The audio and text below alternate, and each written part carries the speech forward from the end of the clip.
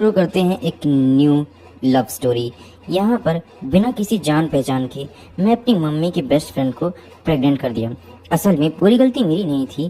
3 दिन पहले मेरा ब्रेकअप हुआ था। मैं रिलैक्स होने के लिए एक बार में गया हुआ था। वहाँ एक खूबसूरत औरत नशे में धुत सी और मुझसे बात करने आई। हम थोड़ी देर बात करने के बाद ऐसा लगा जैसे मेरे बीच और उसके बीच कोई बहुत बड़ा कनेक्शन है। मेरा दिल टूटा हुआ था, इसीलिए मुझे ऐसा महसूस हो रहा था मानो कोई अपनी बाहों में मुझे ले ली और मैं रात भर प्यार करके अपना दुख दूर कर सकूं। फिर नशे की हालत में हम एक होटल के कमरे में चले गए। अगले दिन जब मैं जागा तो मुझे पता चला कि वो जा चुकी है। पहले मुझे मेरी गर्लफ्रेंड ने छोड़ दिया और उसके बाद इस औरत ने भी। मुझे इस औरत के बारे में कुछ भी नहीं पता था। खिड़की से आती सूरज की रोशनी मेरी आंखों में चुभ रही थी।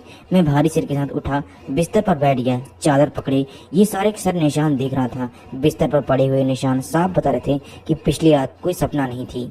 मेरा नाम ली चैन है और मैं 22 साल का हूँ और जिंग चैंग यूनिवर्सिटी में 3rd ईयर का स्टूडेंट हूँ और मैं 3rd ईयर में पढ़ रहा हूँ। सिर्फ 24 घंटे पहले तक मैं वही बेचारा लड़का था जिसकी बेइज्जती पूरे कॉलेज के सामने उसकी एक खूबसूरत गर्लफ्रेंड सू किंग ने की हुई थी। सू किंग को पटाने के लिए मुझे पिछले 6 महीने लगे हुए थे। 6 महीने तक मैंने अपनी जी जान से उसे मनाने के लिए कोशिश की थी और फाइनली उसने मुझसे बात करना शुरू भी कर दिया था। लेकिन कॉलेज के बाहर जब हम एक शॉप पर गए तो उसने मेरे सामने ही मेरी चाय फेंक दी और मेरे ऊपर बहुत भड़क गई। उसने मुझे गरीब, लाचार और बेचारा कहा और ये भी कहा कि मैं उसे वो लाइफ नहीं दे सकता हूँ जो वो चाहती है। उसने कहा कि फाइनेंस कोर्स का वो अमीर लड़का वांग हाओ उसे बिना सोचे समझे लेटेस्ट आईफोन दिला देता है। वो जो मांगती है वो तुरंत दिला देता है। लेकिन मैं उसके लिए एक लिपस्टिक तो छोड़ो, एक नॉर्मल सी पेन भी खरीदने की औकात नहीं रखता हूँ। मुझे वो बात इतनी चुभ गई थी कि मेरा दिल पूरी तरीके से टूट गया था। जिस लड़की को मनाने के लिए मैंने पिछले 6 महीने लगाए थे वो एक ही पल में सिर्फ होटल के सबके सामने उस मेरे मुंह पर चाय फेंककर इस तरीके से मेरी बेइज्जती करेगी मैंने कभी उम्मीद भी नहीं की हुई थी। मेरा दिल पूरी तरीके से टूट गया था। उस वक्त मुझे इतना गुस्सा आया कि मेरे हाथ कांपने लगे थे, लेकिन मैं चाह करके भी कुछ नहीं कर सकता था। उन 3 महीनों में मैंने अपनी ज़रूरत को मार करके अपनी सारी सेविंग खर्च कर दी थी उसके ऊपर, सिर्फ इसलिए क्योंकि मैं उससे प्यार करता था। लेकिन वो मुझे गरीब बोल करके इस तरीके से छोड़कर चली जाएगी मैंने कभी उम्मीद नहीं की थी। लेकिन आखिरकार गरीबी, बेचारे का टैग ही मुझे मिल पाया है। मैं बस मुस्कुराया और कहा कि किसी अमीर बंदे को ढूंढ लेने के लिए गुड लक, और फिर मैं वहां से चला गया। मेरे मन में इतना दुख था कि लग रहा था जैसे मैं टूटकर कहीं गिर ही ना जाऊं। जिसे इतना साल तक मनाने के लिए मैंने अपना सब कुछ खर्च कर दिया, अपनी सारी सेविंग, अपनी मेहनत लगाई, लेकिन उस लड़की ने इतनी बुरी तरीके से मेरी बेइज्जती की। मुझे बहुत बुरा लग रहा था। रात को मेरे दोस्त ने मुझे देखा, मेरी हालत बिल्कुल भी ठीक नहीं थी, बद से बदतर हो गई थी। मैं ठीक नहीं हूँ। वो मुझे जिनचांग के सबसे मशहूर और रोजमर्रा बार में ले गया जहाँ पर काफ़ी सारे लोग थे। उसने मुझे कहा कि वो मेरा टूटा हुआ दिल वहाँ पर जोड़ देगा, जहाँ पर मैं कुछ शराब पीऊंगा, शायद मैं उसे भूल जाऊँ। लेकिन उसे भूल पाना मेरे लिए बहुत मुश्किल था और वो बेइज्जती तो मेरे लिए और भी ज़्यादा मुश्किल थी। मेरा मन तो नहीं था, लेकिन कुछ पैक विस्की के बाद से ही मेरा सर घूमने लगा। मुझे बस सब कुछ भूलना सा लग गया था। मेरा दिमाग बार बार सुकिंग के बारे में ही सोच रहा था। सुकिंग की बातें गूंज रही थी कि मैं एक गरीब और काबिलियत के बिना वाला टैलेंटेड स्टूडेंट हूँ। मैं जितना सोचता मुझे उतना ही घुटन महसूस होती। सोचा था कि बाहर में आने के बाद शायद 2 पैग लगाऊंगा। अपना दिल टूटने के बाद से हर इंसान शराब पीने के लिए ही आता है और मैंने भी शराब के विस्की के 2 पैग लगाए, लेकिन मुझे कुछ भी नहीं भूला था। वो मुझे और भी ज़्यादा याद आने लगी थी और मुझे और भी ज़्यादा घुटन और गुस्सा आने लग गया था। मैं अपने गिलास को लेकर के काउंटर की तरफ बढ़ा। ठीक उसी वक्त मेरी बाहों में आकर के एक लड़की गई जिसके पास गार्डियोना की ऐसी मीठी खुशबू आ रही थी मानो उसने मुझे घेर ही लिया हो। मुझे इतना अच्छा महसूस हुआ कि मैंने पहले कभी ऐसा महसूस नहीं किया था। मैंने नीचे देखा तो पाया कि वो मेरी करीब ही थी। उसने ब्लैक ड्रेस पहनी हुई थी और उसी कलर का ब्लाउज भी पहना हुआ था। उसके लंबे और खुले हुए बाल थे, इतनी खूबसूरती कि मैं उसे देखता ही रह गया। चेहरे पर हल्की लाली थी और एक मदहोश कर देने वाली मुस्कान। वो वाकई बहुत खूबसूरत थी। उसकी लंबी टांगे देख करके तो जैसे मेरा दिल ही मचलने लग गया था। मेरी नशे की हालत और मेरा टूटा हुआ दिल, मेरा ये अकेलापन, उसे देख करके ऐसा लग रहा था मानो जैसे मैं उसकी बाहों में गिर जाऊं और उससे जी भर कर प्यार करूं और अपना सारा दुख दूर कर लूं। लेकिन मैं थोड़ी देर के लिए होश में आया और मैंने उससे कहा कि ओके, मुझे माफ़ कीजिएगा। लेकिन फिर भी उसने मुझसे कहा धीमी और भारी हल्की आवाज़ में कि मुझे माफ़ कर दीजिए, मेरी से गलती हुई है। उसकी आवाज़ बिल्कुल मुझे सुकिंग जैसी लगी, लेकिन उससे बिल्कुल अलग थी और जादुई थी। मैंने उसे संभालने और नशे में मेरी जुबान और मेरा दिमाग और भी तेज चलने लग गया है। मैंने उससे सोचा कि मैं उसे थोड़ा सा अपनी बाहों में ले लूं। मेरे दिमाग में बहुत गंदे गंदे ख्याल आने लग गए थे। मैंने कहा, कोई बात नहीं दीदी, अगर आप नहीं उठ पा रही हैं तो मेरा सहारा ले सकती हैं। वो हंसी और मुझसे दूर नहीं हटी। उसे अपने इतना करीब देख करके मेरा दिल धड़कने सा लग गया था। मेरा अकेलापन और बढ़ रहा था। उसने मेरा ग्लास उठाया और बची हुई विस्की पी ली। फिर उसने मुझसे पूछा, ब्रेकअप हुआ है क्या? अकेले क्यों बुलाने आए हो? उस पल मैंने खुद को रोका नहीं और रोकना छोड़ करके अपनी सारी बातें उसे बताना शुरू कर दिया और उसे सूकिंग के बारे में सब कुछ बता दिया। उसने बड़े ध्यान से मेरी बात सुनी और बीच बीच में कहा कि उस लड़की की पसंद खराब है और बहुत ही बेकार है जो तुम जैसे खूबसूरत लड़के को इस तरीके से छोड़ रही है। उसने ये भी कहा कि अगर वो 1-2 साल और छोटी होती तो मेरे पीछे जरूर आती। मेरा गिरा हुआ कॉन्फिडेंस फिर से जाग गया। मुझे ऐसा लगा जैसे मेरे अकेलेपन को दूर करने के लिए कोई साधन मिल गया है या कोई है जिसकी बाहों में मैं डूब करके अपने अकेलेपन को दूर कर सकता हूँ। शायद वो मुझे चांस दे रही है। मैं नशे की हालत में था और वो भी नशे की हालत में। मैंने उसका फायदा उठाने के बारे में सोच लिया। जैसे जैसे हम पीते गए वो मुझे और भी ज्यादा खूबसूरत और समझदार लगने लगी। मुझे बस इतना पता था कि उसका नाम लीला है। नशे में मेरा सिर घूम रहा था। मेरी गर्माहट बढ़ रही थी जिस्म की और वो मेरे और करीब आती जा रही थी। मुझे लग रहा था जैसे मैं उसे खा लूंगा। मेरा अकेलापन एक पल के लिए जैसे दूर हो रहा था। वो मेरे कंधे का सहारा लेकर के सांस ले रही थी जिससे मेरी बेचैनी और भी बढ़ रही थी। मैंने उसके बारे में और पूछने की कोशिश की। मैंने उसे बाहर से बाहर ले जाने में उसने मदद की। हम दोनों नशे की हालत में थे और हम दोनों की गर्माहट जिस्म की बढ़ रही थी। ऐसा लग रहा था जैसे हम दोनों एक दूसरे पर टूट पड़ेंगे और मैं तो उसे खाने के लिए पागल था। मैं नशे की हालत में और ब्रेकअप भी हुआ था मेरा। कहीं मैं कुछ गलत ना कर बैठूं। अपने अकेलेपन को दूर करने के लिए मैंने उसका इस्तेमाल करने के बारे में सोचा। उस वक्त मेरा दिमाग एकदम गर्म हो गया था। हम लोग बाहर आए और बाहर से मैंने उससे और करीब से देखा। मुझे और ज़्यादा अच्छा महसूस होने लगा। उसने मुझसे पूछा, छोटे भाई क्या मेरे साथ चलने की हिम्मत है? उस वक्त मेरा दिमाग और भी ज़्यादा गर्म हो गया। मैंने एक टैक्सी को रोका और पास के सबसे आलीशान होटल का नाम लिया और हम वहाँ पहुँच गए। पूरे रास्ते वो मुझसे सटकर बैठी रही और मेरा हाथ थामे रखा। मेरे जिस्म की गर्माहट और बढ़ रही थी। मैं अब पागल हो रहा था। उसके बाद की यादें मुझे कुछ याद नहीं क्योंकि मैं नशे में था। और जब मैं उठा तो मुझे बस सुबह का धुंधलापन नजर आया। मुझे होटल के कमरे में वो पीली रोशनी और उसकी गार्डियोना की एक बहुत ही मदहोश कर देने वाली खुशबू नजर आई। उसकी मखमली त्वचा और उसका मुझे लिटिल ब्रदर बुलाना, मुझे बस यही याद रह गया और मुझे सूकिंग पूरी तरीके से भूल गई। मैंने सब कुछ भुला दिया। उस वक्त मेरे लिए वो दुनिया की सबसे बेहतरीन औरत थी और मेरा गम पूरी तरीके से भूल चुका था।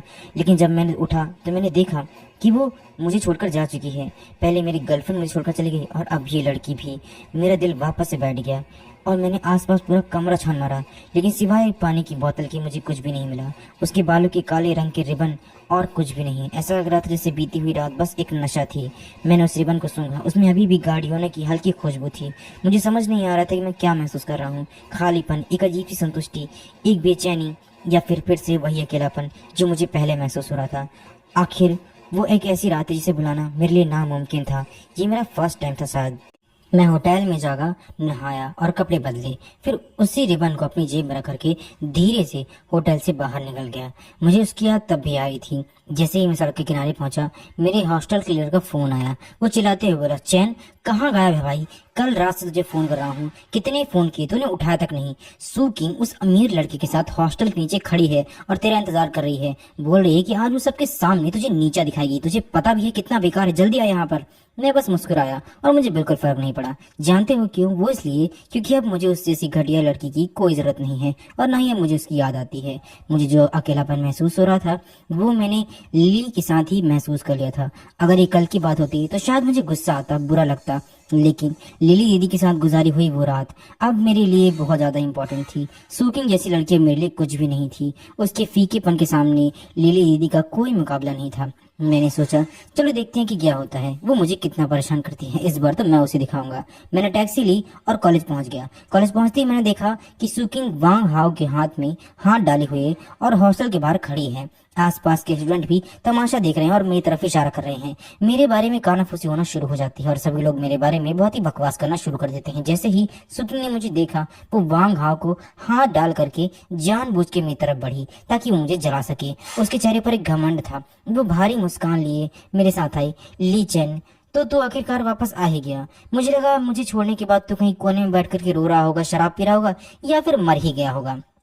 वांग हाव भी पास आया और सुकिंग की कमर में हाथ डाल करके मुझे बहुत ही गंदी नजर से देखने लग गया, मानो जैसे उसे बहुत बड़ा हीरा मिल गया हो मुझे जलाने के लिए। सुकिंग, मेरे जैसे लड़के के सामने तेरी खुशकिस्मती है कि तेरी बेबी मेरे साथ है, और तेरी उस मामूली सी पॉकेट मनी से तो अच्छा ही है जिसे तू एक लिपस्टिक भी से लाकर नहीं देता था। तो फिर सपने देखना छोड़ दे, जो तेरा है वो अब मेरा हो चुका है, छोड़ दे, तू यहाँ तक पहुंच ही नहीं सकता है। आसपास के लोग हंसने लगे।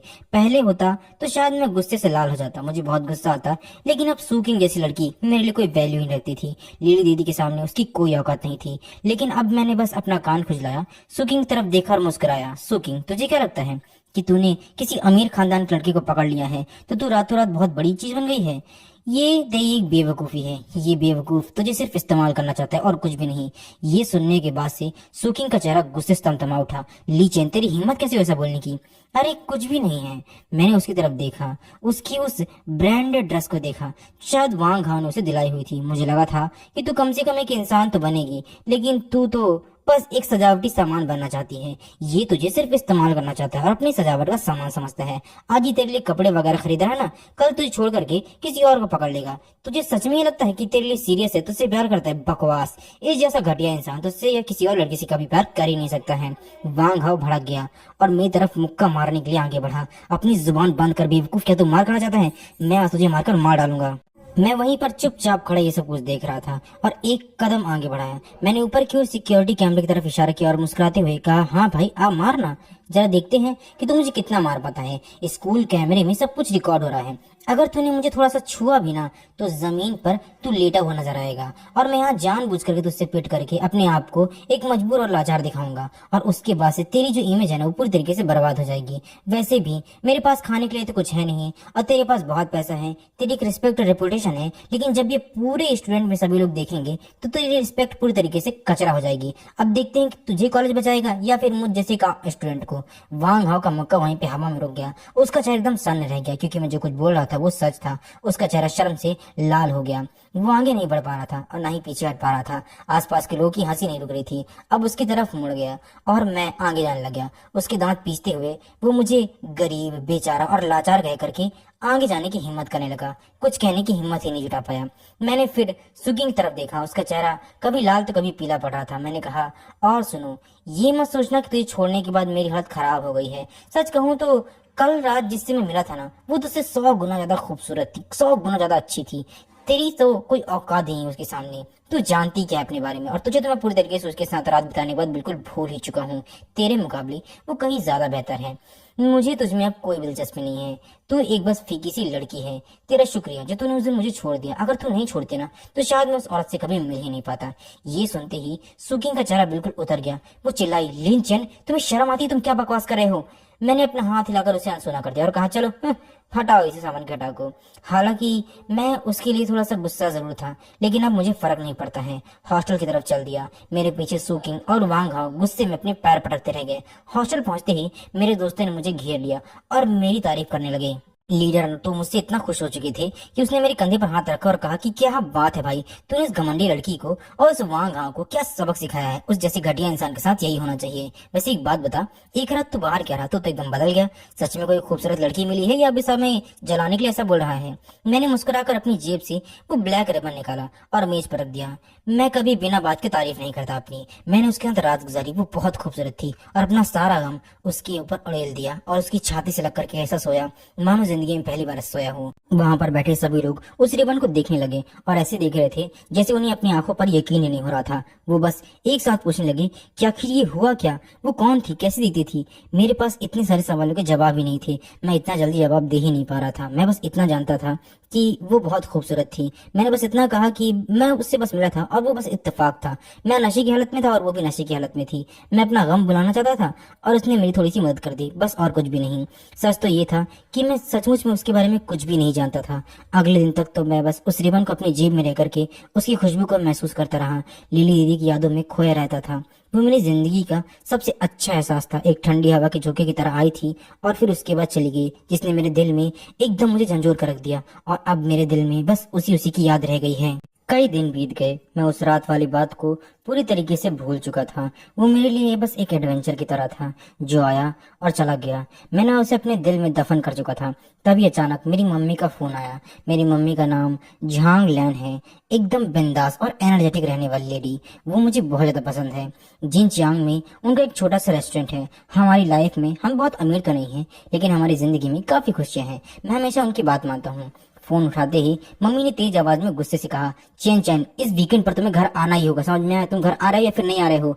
तेरी लीली मौसी भी वापस आ गई है और साथ में खाना खाना है। तुम दोनों की पसंद बिल्कुल एक जैसी है, इसलिए मैं तुम लोगों के लिए स्वीट एंड सोर पोर्क बनाने वाली हूँ। तो क्या तुम आओगे? मैं थोड़ा चौंक गया।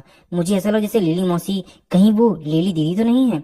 मम्मी की बहुत सारी बेस्ट फ्रेंड थी जिनसे मैं मिल चुका था। मैं बचपन से अब तक कम से कम 80 से 100 मौसियों से मिल चुका था, लेकिन इन लिली मौसी के बारे में मुझे हल्का हल्का याद आ रहा था। ये उनकी बचपन की सहेली थी जो उन्हें बचपन में काफी ज्यादा प्यार करती थी और बिजनेस के सिलसिले में सालों पहले बाहर चली गई थी। मैंने उन्हें पिछले 10 साल से नहीं देखा हुआ था और उनकी याद मेरे लिए बिल्कुल धुंधली हो चुकी थी। लेकिन एक पल के लिए मेरे मन में कहीं पर से ये आ गया कि कहीं ये लिली मौसी वही लिली दीदी तो नहीं है। लेकिन ऐसा कैसे हो सकता है? मैंने उनसे कैजुअली पूछा, कौन सी लिली मौसी? मुझे याद नहीं आ रहा है। मम्मी ने चिढ़ते हुए और गुस्से में कहा, कौन सी का क्या मतलब होता है? क्या तुझे याद नहीं है कि आओ लिली मौसी, लिली दीदी? तुझे याद है मेरी बेस्ट फ्रेंड? जब तू छोटा था तो वो तुझे गोद में उठाती थी, तेरे लिए मिल्क पाउडर लेकर आती थी, तुझे बहुत प्यार करती थी। तेरी याददाश्त कहाँ चली गई है? क्या तुझे याद भी नहीं है जो तुझे इतना प्यार करता था? इस वीकेंड तो जल्दी से घर आ और तुझे लिली मौसी से मिलना है। वो तुझे किसी लड़की से भी मिलवाना चाहती है। उन्हें पता चला है कि तेरा ब्रेकअप हुआ है, इसलिए वो तेरी मदद करना चाहती हैं। जैसे ही मैंने ब्लाइंड डेट की बात सुनी, मेरा सिर चकरा गया। मुझे एक पल के लिए फिर से शक हुआ कि कहीं ये लिली दीदी वही तो नहीं है। मैं जल्दी जवाब दिया, ठीक है मम्मी, मैं समझ गया हूँ, मैं इस वीकेंड पर पक्का घर आऊंगा। फोन रखने के बाद से मेरे मन में बस वही लिली दीदी का ख्याल आ रहा था, लेकिन मैंने सोचा नहीं नहीं, ऐसा नहीं है, मैं कुछ ज्यादा ही सोच रहा हूँ। फोन रखने के बाद से मैंने ज्यादा नहीं सोचा। मुझे लगा बस शायद एक सहेली होंगी जिसके साथ खाना है तो खाना है, कौन सी बहुत बड़ी बात है। और जहां तक किसी लड़की से मिलने की बात है तो मैं कोई ना कोई बहाना बना दूंगा। उस वक्त मेरे दिमाग में बस उस रात वाली लिली दीदी ही घूम रही थी। मेरे लिए वो सबसे खास थी और वो पल भी सबसे खास था। वीकेंड जल्दी ही आ गया। दोपहर तक मैं सोता ही रहा। फिर तैयार होकर के एक टैक्सी ली और घर के पुराने शहर के हिस्से में चला गया, जहाँ एक अपार्टमेंट है जो कॉलेज से ज्यादा दूर नहीं है, बल्कि टैक्सी से 20 मिनट ही लगते हैं वहां जाने में। जैसे ही मैं घर के दरवाजे पर पहुंचा, मुझे स्वीट एंड पोर्क की बहुत अच्छी खुशबू आई और मैं उसके साथ घूमता चला गया। लेकिन साथ ही मुझे गार्डियोना की वो जाने पहचाने से खुशबू भी आई, जिससे मैं एकदम सरप्राइज हो गया। मेरे मन में ये बात अजीब सी आने लगी कि कहीं वो गार्डियोना की खुशबू वाली लिली मौसी, लिली दीदी वो वही तो नहीं है। मेरा दिल तेज तेज धड़कने लग गया। मेरे कदम एकदम से वहीं रुक गए। ये खुशबू एकदम वैसी है जैसी उस रात होटल के कमरे में थी। कहीं ऐसा तो नहीं थी? नहीं नहीं, ऐसा नहीं हो सकता है। मैंने खुद को बहुत ज्यादा समझाने की कोशिश की। मैं ज्यादा सोच रहा हूँ, गार्डियोना का परफ्यूम तो बहुत सी लड़कियां लगाती हैं, बहुत सी औरतें लगाती हैं, ये बहुत कॉमन चीज है, ये बस इत्तेफाक होगा। मैंने गहरी सांस ली और चाबी निकाले दरवाजा खोला। मम्मी मैं आ गया। मैंने जूते उतारे और जैसे ही लिविंग रूम की तरफ देखा, मैं वहीं जम गया। मेरी आंखें फटी की फटे रह गईं और मुझे जैसे एकदम से सदमा लग गया हो। सामने बैठी वो औरत जिसने शैंपेन कलर का ड्रेस पहना हुआ था, उसकी वो खूबसूरती और उसकी वो खूबसूरत बाल, और वो बहुत ज्यादा ग्रेसफुल लग रही थी। खिड़की से आती धूप सीधे उसके चेहरे पर पड़ रही थी, जिससे वो और भी ज्यादा चमक रही थी और मैच्योर और एलिगेंट लग रही थी। बेहद खूबसूरत वो चेहरा। मुझे उसके राख होने के बाद भी मैं उसे पहचान लेता। वो वही लड़की थी, रात वाली लिली दीदी, जिसके लिए मैं बिल्कुल पागल था, जिसके लिए मैंने अपनी गर्लफ्रेंड को भी धोखा दे दिया, छोड़ दिया उसे पूरी तरीके से। और अब वो मेरे सामने यहाँ है। ये वही औरत है जिसके साथ मैंने वो यादगार रात बिताई थी, जिसके लिए मैं पूरे के पूरे हॉस्टल में बदनाम हो चुका हूँ। अब मेरी समझ में नहीं आ रहा था मैं क्या करूं। हॉस्टल में मैंने उसके लिए अपनी गर्लफ्रेंड से भी डींगे हाँक दी। पता नहीं ये मेरी लव लाइफ में क्या हो रहा है। पहले मेरी गर्लफ्रेंड ने छोड़ दिया और फिर उसके बाद से गर्लफ्रेंड के सामने डींगे हाँकते हुए मैं जिस दूसरी लड़की से मिला, वो भी अब मेरी मौसी निकल गई। क्या इसे ही मेरी मौसी निकाला था? मैं अपने आप को मन में कोसे जा रहा था और मुझे सदमे पे सदमा लग रहा था। मेरे हाथ से चाबियां जमीन पर गिर गई और कमरे में एक तेज आवाज हुई। मेरा दिमाग बिल्कुल जैसे सुन्न हो गया, जैसे ही मुझ पर बिजली गिर गई हो। मेरे दिमाग में बस एक ही बात चल रही थी, सब खत्म हो गया। अब मैं मम्मी को क्या जवाब दूंगा?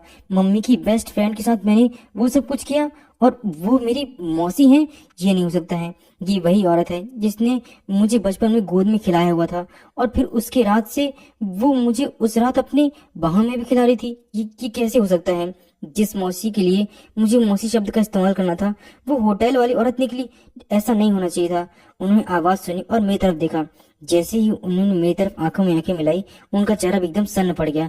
उसके हाथ का पानी का गिलास कांपने लग गया और उन्हें भी एहसास हो गया कि मैं कौन हूँ। लेकिन जैसे ही पानी छलकने वाला था, उनके चेहरे की मुस्कान एकदम से फीकी पड़ने लगी। उसकी आंखें में घबराहट साफ दिख रही थी। ये बस एक सेकंड के लिए था, फिर उन्होंने तुरंत नॉर्मल बिहेव करना शुरू कर दिया और अपनी फीलिंग्स छुपा ली। चेहरे पर एक नॉर्मल सी मुस्कान ले आई, लेकिन वो मुस्कान साफ साफ नहीं थी, बल्कि एकदम खींची हुई थी। उन्हें भी एहसास हो गया था कि मैं कौन था। शर्म से उनके कान बिल्कुल लाल पड़ गए थे। उन्हें भी समझ में नहीं आ रहा था कि अब वो क्या करें। अरे चैनचन, तू आ गया? मम्मी किचन से बाहर आई। उनके हाथ में भी अभी भी कलछी लगी हुई थी। वो मुस्कुराते हुए बोली कि दरवाजे पर बुद्धू की तरह क्यों खड़ा है नालायक, नहीं तो जल्दी अंदर आ, जल्दी चल अंदर आ। अंदर आते ही और नमस्कार कर। ये देख, ये है क्यू लीली मौसी, जो बचपन में तुझे बहुत प्यार करती थी। इनसे बोल और जरा इनसे बातें कर, जिसके बारे में तुझे बताया था ना। ये देख, ये वही है, जल्दी कर, बोल इनसे। मैंने उन्हें देखा और जैसे मैं एकदम से पत्थर सा ही बन गया हूँ। मुझे तो सदमे पर सदमा लग रहा था कि जिस इंसान को मुझे मौसी बोलना था, मैं उस इंसान से ही प्यार कर बैठा। मैंने बड़ी मुश्किल से अपना मुंह खोला और शब्द निकाला, जो काफी कोशिश करने के बाद से मेरे गले में अटका रह गया। लेकिन बड़ी मुश्किल से मैंने कहा, नमस्ते मौसी। मौसी शब्द कहते वक्त मैं दांत इस तरीके से पीस रहा था मानो मुझे बहुत गुस्सा आ रहा हो। पहले मेरा प्यार, उसके बाद मैंने दूसरा प्यार किया, वो भी इस तरीके का कि वो मेरी मौसी थी। मम्मी कह रही थी कि इन्होंने मुझे गोद में खिलाया हुआ था, लेकिन कुछ दिन पहले तो ये मुझे अपनी बाहों में भर करके ओप्पा, लिटिल ब्रदर ये सब बुला रही थी। अब क्या? क्यों लीली मौसी ने मेरी तरफ देखा और उन्हें भी थोड़ा बहुत सदमा लगा। उन्हें शर्म आ रही थी कि जिसे बच्चे को अपने गोद में खिलाया, उसके साथ वो सब कुछ कर रही थी। एक बनावटी मुस्कान के साथ उन्होंने कहा, चैनचन इतना बड़ा हो गया है? पिछली बार जब मैंने तुम्हें देखा था तो तुम बस इतने से थे। चलो अंदर आ जाओ। उनका चेहरा साफ नजर आ रहा था कि वो पीला पड़ गया है। अंदर ही अंदर मैं बहुत चिल्ला रहा था कि मौसी, मैं आपसे बहुत लंबा हूँ और आपको ही मेरी मौसी क्यों निकलना था। मेरी मम्मी के हाथ पकड़ के मुझे सोफे पर ले गई और वहां जाकर के चुपचाप बैठा दिया। अपनी मौसी से बात कर, खाना बस तैयार हो रहा है। बहुत दिनों बाद मिली है ना तुझसे, बचपन में मिली हुई थी। चलो जल्दी से तुम दोनों बातें करो, मैं तुम्हारे लिए जल्दी से खाना लगाती हूँ। मैं चाहती हूँ कि तुम लोग अच्छे से बात करो, ठीक है? मैं सोफे पर बैठ गया, ना चाहते हुए भी। मेरा बिल्कुल मन नहीं पड़ रहा था, लेकिन जैसे ही मैं सोफे पर बैठा, मेरी नजर उनकी लंबी और खूबसूरत टांगों पर जा रही थी, जिसे मुझे मौसी बोलना था। मैं उसकी जगह पर कुछ और ही महसूस कर रहा था। उनकी वो सिल्क ड्रेस से दिख रही लंबी टांगी मुझे एकदम ऐसी नजर आई थी जैसे कि मैं उन्हें पूरी तरीके से खा लूंगा। वो नजारा बिल्कुल वैसे ही था जैसे उस रात था। वो उतनी खूबसूरत थी जितनी खूबसूरत मुझे उस रात लग रही थी। लेकिन मैं उन्हें मौसी की नजर से आकर देखूं तो देखूं कैसे? मुझे तो बस उनकी टांगे ही नजर आ रही थी। बिल्कुल वही एहसास था जो मैंने उस रात महसूस किया था। उनकी पतली और खूबसूरत वो उंगलियां जो मेरी पीठ पर थी, मेरे शरीर पर थी, मेरी चेस्ट पर थी, मुझे छू रही थी। वो मुझे बिल्कुल वैसा ही एहसास दे रहा था। उन्होंने कांच के गिलास को अपने हाथ में पकड़ा हुआ था। नाखून सावधानी से कटे हुए थे और उन पर हल्का सा प्रो न्यूड न्यूड पेंट लगा हुआ था। वो वही हाथ थे जिन्होंने उस रात मेरी पीठ को छुआ था। उनके हल्के निशान थे। जितना ज्यादा मैं इस बारे में सोच रहा था, उतना ही मेरा मन अशांत हो रहा था। मैं जितना ज्यादा इस बारे में सोच रहा था, उतना ही मुझे डर लग रहा था कि आखिर मैं अपनी माँ को इस बारे में कैसे बताऊंगा, और क्या वो वापस से मुझे एक्सेप्ट करेंगी भी या फिर नहीं। यहाँ तक कि मेरी पीठ पर भी ठंडा सा पसीना आने लगा था, जो मुझे काफी गर्माहट महसूस दिखा रहा था। मेरी माँ अभी भी पास बैठी हुई थी और पास में ही लगातार बातें कर रही थी। लियो, तुम आखिर इतने दिन तक कहाँ थी? तुम नहीं जानती इस लड़के को कितने समय पहले इसकी गर्लफ्रेंड ने छोड़ दिया हुआ था और ये हर दिन उदास रहता था। मैं बहुत फिक्रमंद थी। अब तुम तो बहुत से लोगों को जानती हो, तो फिर तुम इनमें से किसी एक लड़की को बताओगी क्या जो भरोसेमंद हो? हमारे चंचन को भी किसी से मिलवा दो। लियो लिमा एक गिलास को पकड़ते हुए पानी का एक घूंट ले रही थी। उसके दिल में भी अचानक से डर सा महसूस हो रहा था, वो डर जो उसने उस रात भी महसूस किया था। उसके लिए ये बहुत मुश्किल था। उसने अपनी आंखें उठाई और मेरी ओर देखा। उसकी निगाहों में एक अजीब सी उकसाहट थी, मानो वो बहुत चिड़चिड़ा रही हो, उसे शर्म आ रही हो कि आखिर वो क्या बोले। उसके होठों का कोना एकदम लाल पड़ गया था। जरूर, चैनचन को कैसी लड़की पसंद है? अपनी आंटी को बताओ, आंटी तुम्हारे लिए जरूर ध्यान रखेगी। जो पानी मैंने पिया था वो लगभग मेरे मुंह से ही बाहर आ गया। मैं तो पानी भी नहीं पी पा रहा था कि आखिर मैं क्या जवाब दूं। कि ये सवाल तो बिल्कुल वैसा है जैसे उनको जवाब खुद से ही पता हो। लेकिन मुझे किस तरीके की लड़की पसंद है क्या आप नहीं जानती हैं?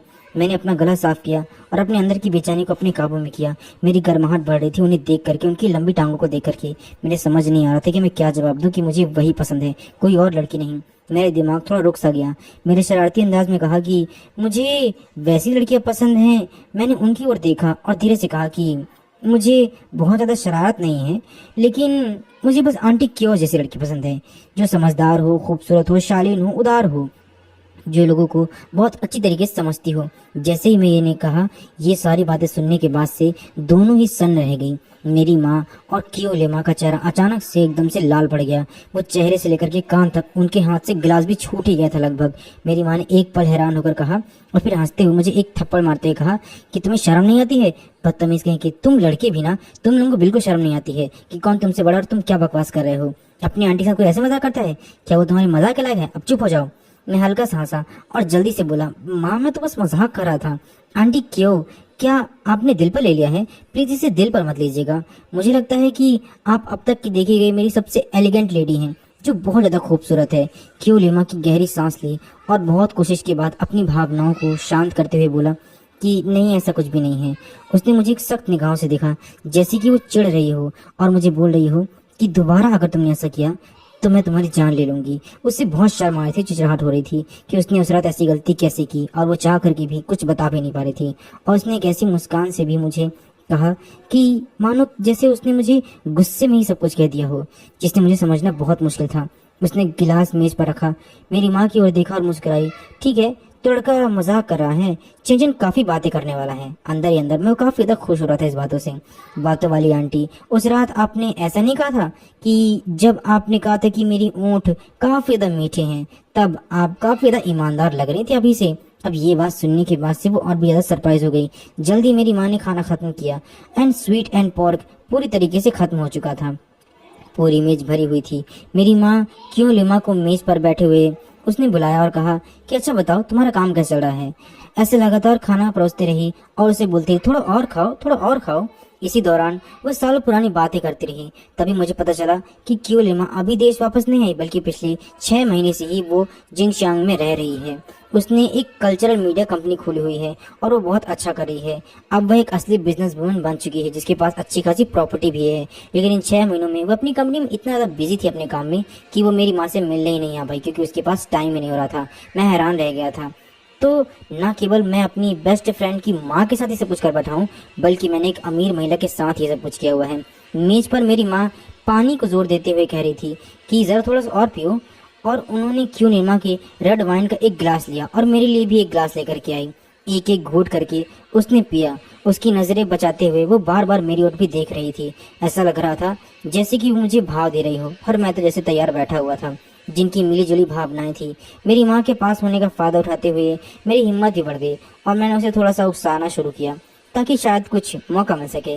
मैंने गिलास उठाया और कियोलेमा की ओर किया और कहा, आंट क्यो, एक जाम आपके नाम। जिंगच्योंग वापस आने के बाद आपका वेलकम है। कियोलेमा ने मेरे साथ गिलास टकराया और एक घूंट लिया। हम दोनों चीयर्स करने के बाद काफी ज्यादा मुस्कुराहट से अपनी चाम को महसूस किया। शुक्रिया चेंचन। मैंने गिलास मेज पर रखा और जैसे ही अनजाने ने पूछा, आंटी क्यों आप इतना काम करती हैं? क्या आप रिलैक्स होने के लिए अक्सर बाहर जाती रहती हैं? कुछ दिन पहले मैं अपने साथियों के साथ रोज मेरी बार गया हुआ था और मुझे लगा था कि मैंने शायद आपको भी देखा हुआ है।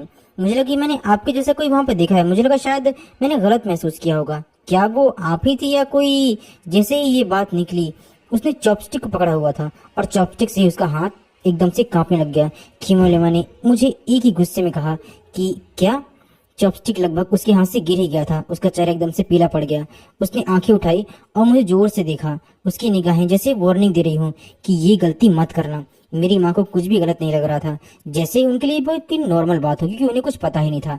जैसे उन्होंने सुना कि मैं बाहर गया था, वो एकदम से भड़क उठी। उन्होंने चॉपस्टिक छोड़ा और मुझे डांटना शुरू कर दिया। लिंचन, तुम फिर से वैसी गंदी जगह पर गए हुए थे। मैंने तुम्हें कितनी बार मना किया कि वहां पर नहीं जाना है। तुम्हें कितनी बार कहा ना कि एक बार अगर तुम चले गए तो तुम्हें वहां की लत लग जाएगी। बार में हर तरह के लोग रहते हैं और तुम्हें वहां नहीं जाना चाहिए। वो तुम्हारे जैसे स्टूडेंट के लिए जगह नहीं है। छोड़े जाने के बाद क्या तुम दोबारा से वैसी हरकत करना चाहते हो?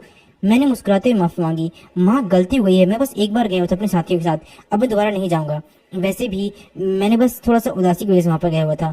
मैंने लगता है कि वहां पर कुछ गलत देख लिया था। वह परछाई आंट क्यों जैसी लग रही थी। वह नहीं थी मेरे ख्याल से। तभी कियोलेमा ने चैन की सांस ली कि उसका राज सामने नहीं है। उसने सांस ली और मेरी माँ से कहने का मौका मिल गया उसे। उसने कहा, सिस्टर लेन, छोड़ो ना उसे, कोई बात नहीं है। लड़का बड़ा हो गया है और साथियों के साथ थोड़ा सा रिलैक्स होना तो बहुत नॉर्मल बात है। मैं खुद कई बार काम की वजह से बाहर जाना पड़ता है मुझे, कभी कभी क्लाइंट के लिए, बिजनेस के लिए, या फिर जब मैं थोड़ा सा रेस्ट चाहती हूँ। चेंचन ने जरूर गलत किया होगा, लेकिन उसने सिर्फ गलत देखा है और गलत किया है, ऐसा ज्यादा कुछ दोबारा नहीं करेगा। बोलने के बाद फिर से आंखें उठाई और मुझे देखा। उस वक्त उसकी नजरें ऐसी थी जैसे मुझे जिंदा निकलना चाहती हो, क्योंकि मैं उसका राज उगल रहा था। मैं अंदर ही अंदर काफी ज्यादा खुश हो रहा था कि मैंने उसे काफी ज्यादा परेशान कर लिया है। मैंने अपना सर झुकाया और चावल खाए, लेकिन मेरे होठों की मुस्कान रुक ही नहीं रही थी। इस लंच ने मुझे पूरे समय अलर्ट रखा और मैं काफी ज्यादा एक्साइटेड था। पूरे वक्त मैं बस उसे उकसाने की अपनी लिमिट क्रॉस कर रहा था और वो गुस्से में मुझे देखे जा रही थी। उसकी मिलीजुली भावनाओं को देख करके क्याओलिनमा को डरा हुआ और चिढ़ा हुआ महसूस करते हुए मुझे काफी अच्छा लग रहा था। ऐसा लग रहा था जैसे मैं जैसे उसे परेशान कर रहा हूं ना, उसे उतना ही अच्छा लग रहा है। लेकिन धमकाने की हिम्मत ना करते हुए वह सब मुझे बहुत मजेदार लग रहा था। क्याओलिनमा ने पूरे समय शांत रहने का नाटक किया, जबकि वो मेरी माँ से बात कर रही थी। मुझे अपनी निगाहों से चेतावनी दे रही थी कि चुप रहो और कुछ मत बताना।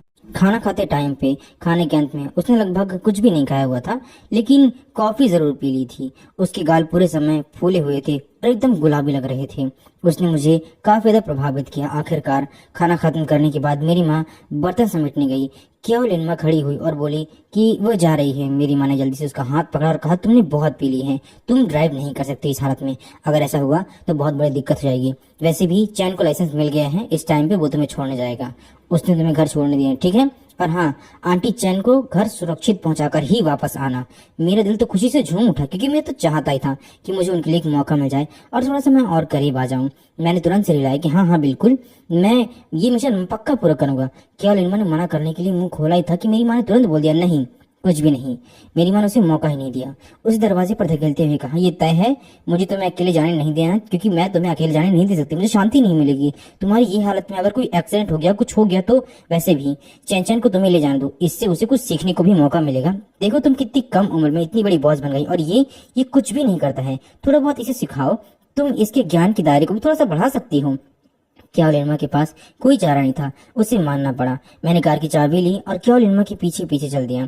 हम नीचे उतरे और अंडरग्राउंड गैरेज तक गए। रास्ते में हम दोनों में से कोई नहीं बोला। सन्नाटा अजीब सा था, बस हमारे कदमों की आवाज खाली गैरेज में गूंज रही थी। मैं तो बस चाहता ही था कि मैं थोड़ा और उसे परेशान करूं, थोड़ा और करीब आऊं, लेकिन वो कुछ बोलना ही नहीं चाहती थी, मानो वो नाराज है। एक सफेद पोर्शा पैनामेरा के पास पहुंच करके क्याओलिनमा रुकी। उसने कार की चाबी दबाई और दरवाजा खोला। वह मुड़ी और मेरी ओर देखा। उसके चेहरे पर वह शालीन मुस्कान अचानक से गायब हो गई, क्योंकि वो मुझे और करीब नहीं दिखना चाहती थी। उसे काफी शर्म महसूस हो रही थी, बस मजबूरी थी कि वो कुछ बोल नहीं पा रही थी। उसकी जगह एक शर्मिंदगी और चिड़चिड़ा भाव आ गया। उसकी आवाज बहुत धीमी थी, जैसे कोई दांत पीस कर बोल रहा हो कि लिंचन, तुमने अभी मेज पर जो कहा उसका क्या मतलब था? किसी को कुछ बताने की जरूरत नहीं और एकदम चुप रहना, समझ में आया? मैं कार से सट करके खड़ा हो गया और उसके चिड़चिड़े अंदाज को देखते हुए कहा कि जो मुझे काफी क्यूट लग रहा है, मैं उसे करूंगा, कोई दिक्कत नहीं है मुझे। एक शरारती मुस्कान के साथ बोला कि मेरा तो कोई मतलब नहीं था आंटी, क्यों? मैं बस आपको याद दिला रहा था, आपको विश कर रहा था। उस रात आपको नींद तो अच्छी आई होगी। कितनी खूबसूरत रात थी। आपको पता है, मुझे तो वो रात एकदम से भूली ही नहीं। क्याओलिनमा इस बात पे एकदम से भड़क उठी। चुप रहो। उसने अपना हाथ मेरे मुंह बंद करने के लिए बढ़ाया, लेकिन मैंने उसकी कलाई तुरंत पकड़ ली। उसका हाथ नरम और कोमल था, बिल्कुल उस रात जैसा। वो एकदम खूबसूरत लग रही थी, मानो कि उसके जैसा मुझे दूसरी दुनिया में और कोई मिलेगा ही नहीं। जी तो कर रहा था कि उसे पकड़ कर अपनी बाहों में ले लूं। मैं उसकी कलाई थामे हुए था। मैं उसकी धड़कन को साफ महसूस कर पा रहा था। मेरा दिल डोल गया और मैं खुद को रोक नहीं पाया और एक कदम आगे बढ़ करके लगभग उससे सट गया। अंडरग्राउंड गैरेज की रोशनी कम थी, बस इमरजेंसी लाइट के उसके चेहरे पर हल्की सी रोशनी कर रही थी। उसकी पलकें लंबी थी, हल्की कांप रही थी। उसके लाल गाल थे, यहाँ तक कि उसकी सांसें भी तेज हो गई थी। उसकी सांसों की गर्माहट मुझे उत्तेजित कर रही थी, मानो यहीं पर हम शुरू हो जाएं और मैं उसे पूरी तरीके से निगल लूं। भले ही वो मेरी आंट क्यों ना हो, लेकिन मैं उसे किसी भी नजर से आंटी की नजर से नहीं देख सकता हूँ। आंट क्यों? आप क्यों छिप रही हैं? मैंने सिर झुकाया और उसकी ओर देखा। मेरी आवाज धीमी और थोड़ी उकसाने वाली थी। उसे ये चीज पसंद नहीं आ रही थी, क्योंकि मैं उससे बहुत बड़ा था। उसने मुझे गोद में खिलाया था और मैं उसके लिए एक बच्चा था, इसीलिए उसे गुस्सा आ रहा था कि उसने ऐसा क्यों किया। उस रात आप ऐसी तो नहीं थी ना? आप मुझे गले लगा रही थी, हर बात पर मुझे लिटिल ब्रदर कह रही थी, ओपा कह रही थी। क्या हो गया है? आप कितनी प्यार भरी थी। अब मुझे देखकर ऐसा क्यों लग रहा है जैसे आपने कोई भूत देख लिया हो? क्याओलिनमा का चेहरा और भी लाल हो गया। उसे बार बार अपनी गलती पर रिग्रेट हो रहा था कि उसने अपने ही बच्चे के साथ ऐसा कैसे कर दिया। उसने जोर से अपना हाथ छुड़ाने की कोशिश की, लेकिन वो किसी भी तरीके से अपना हाथ नहीं छुड़ा पा रही थी। गुस्से से उसकी आंखें लाल हो गई। उसने दांत पीसते हुए कहा, लिंचन, मुझे छोड़ दो, अपनी लिमिट क्रॉस मत करो। वो बस एक हादसा था और कुछ भी नहीं। हमारे बीच में कुछ भी नहीं, ठीक है? हम दोनों ने बहुत ज्यादा पी ली थी और ऐसा नाटक कर सकते हैं जैसे कि कुछ हुआ ही ना हो। मैंने कहा ना, खत्म करो ये सब कुछ। मैंने कहा नहीं, मैं क्यों ऐसा करूं? मैंने बिना सोचे समझे ही जवाब दे दिया था। मैंने सीधा मना कर दिया क्योंकि मैं उन्हें किसी भी नजरिए से आंटी की नजर से नहीं देख सकता था। जो कुछ भी रात हुआ वो बहुत बड़ी चीज थी। मैंने उनकी आंखों में देखा और सीरियसली कहा कि मैंने ये सब कुछ कोई गलती से नहीं किया है और मेरे लिए वो कोई हादसा नहीं था। क्या लिनमा, मुझे फर्क नहीं पड़ता कि आप मेरी बेस्टी की फ्रेंड हैं, मेरी माँ की फ्रेंड है या फिर कोई ऐसी जिसे मुझे आंटी कहना चाहिए, लेकिन उस रात जो कुछ भी हुआ उसके बाद से मैं आपको किसी भी नजरिए से आंटी की नजर से नहीं देख सकता हूँ। आपकी जब टांगे देखता हूँ, आपकी खूबसूरत कलाई, आपके होंठ, आपकी आंखें, आपका गुलाबी गाल, तो मैं एकदम से एक्साइटेड हो जाता हूँ। लगता है मैं आपको निगल लूं। उसकी जिम्मेदारी मैं लेता हूँ आपकी। क्या लिनमा हैरान होकर खड़ी रह गई। उसकी आंखों में हैरानी और चमक थी, जैसे उसने कोई उम्मीद ही नहीं की थी कि ये सब कुछ होगा। मैं ऐसा कुछ नहीं कहूंगा। मैंने उसकी कलाई छोड़ी, ड्राइवर सीट पर दरवाजा खोला और अपनी पहुंच चढ़ाते हुए बोला, कार में बैठिए। आंटी क्या लिनमा, मेरी माँ ने मुझे आपको सुरक्षित घर छोड़ने के लिए कहा है। मैं उन्हें फिक्रमंद नहीं करना चाहता हूँ, इसीलिए चुपचाप से कार में बैठिए। जो भी बात करनी है हम रास्ते में धीरे धीरे करेंगे। क्या लिनमा चुपचाप से कार में बैठने के लिए मजबूर हो गई, क्योंकि वो यहाँ पर कुछ भी अगर हंगामा करती तो उसकी माँ को पता चल जाता। क्या लिनमा अपनी जगह खड़ी रही और मुझे काफी देर तक देखती रही। आखिर में उसने दांत पीसते हुए चक्कर काटकर पैसेंजर सीट पर बैठने के लिए चली गई। मैंने कार स्टार्ट की, अंडरग्राउंड गैरेज से बाहर निकाला और नदी के किनारे की ओर चल दिया। मुझे पता था कि जिनचांग में नदी के किनारे वाला लग्जरी अपार्टमेंट ही वही था जहाँ क्या लिनमा जैसी बिजनेस वुमेन यकीनन रहती होगी। कार के अंदर का माहौल शांत था, बस ऐसी आवाज आ रही थी जैसे हम दोनों के बीच में कुछ हो। क्या लिनमा पैसेंजर सीट को देख करके टेक लगा करके खिड़की के बाहर देख रही थी। उसके चेहरे की रेखाएं कोमल थी लेकिन साफ दिख रही थी कि उसकी भावनाएं उलझी हुई हैं। कुछ देर ड्राइव करने के बाद उसने आखिरकार पहले की बात बताई। पहले बात की आवाज काफी धीमी थी। लेनचन, उस रात के बारे में मैं उम्मीद करती हूँ कि प्लीज तुम किसी को नहीं बताओगे, और खासकर अपनी माँ को तो बिल्कुल नहीं। अगर ऐसा हुआ तो वो मेरी बेस्ट फ्रेंड नहीं रहेगी। अगर उसे पता चल गया तो हम दोस्त नहीं रह जाएंगे। इसलिए तुम्हें किसी को ये बात नहीं बतानी चाहिए। मुझे पता है। मैंने सिर हिलाया। सड़क की ओर देखते हुए मैंने कहा कि मैं अपनी माँ को नहीं बताऊंगा जब तक आप ना चाहें कि उन्हें पता चले। क्या लिनमा ने राहत की सांस ली और फिर कहा कि ठीक है, इसे एक हादसे की तरह लो और प्लीज इसे भूल जाओ। जो कुछ भी हो वो एक गलती थी, वो बीता हुआ सो बीत गया है। अब आगे कुछ भी नहीं, ठीक है? हम आगे एक दूसरे के सामने ऐसे रहेंगे जैसे कोई सीनियर और जूनियर है, इस तरह से ही पेश आएंगे।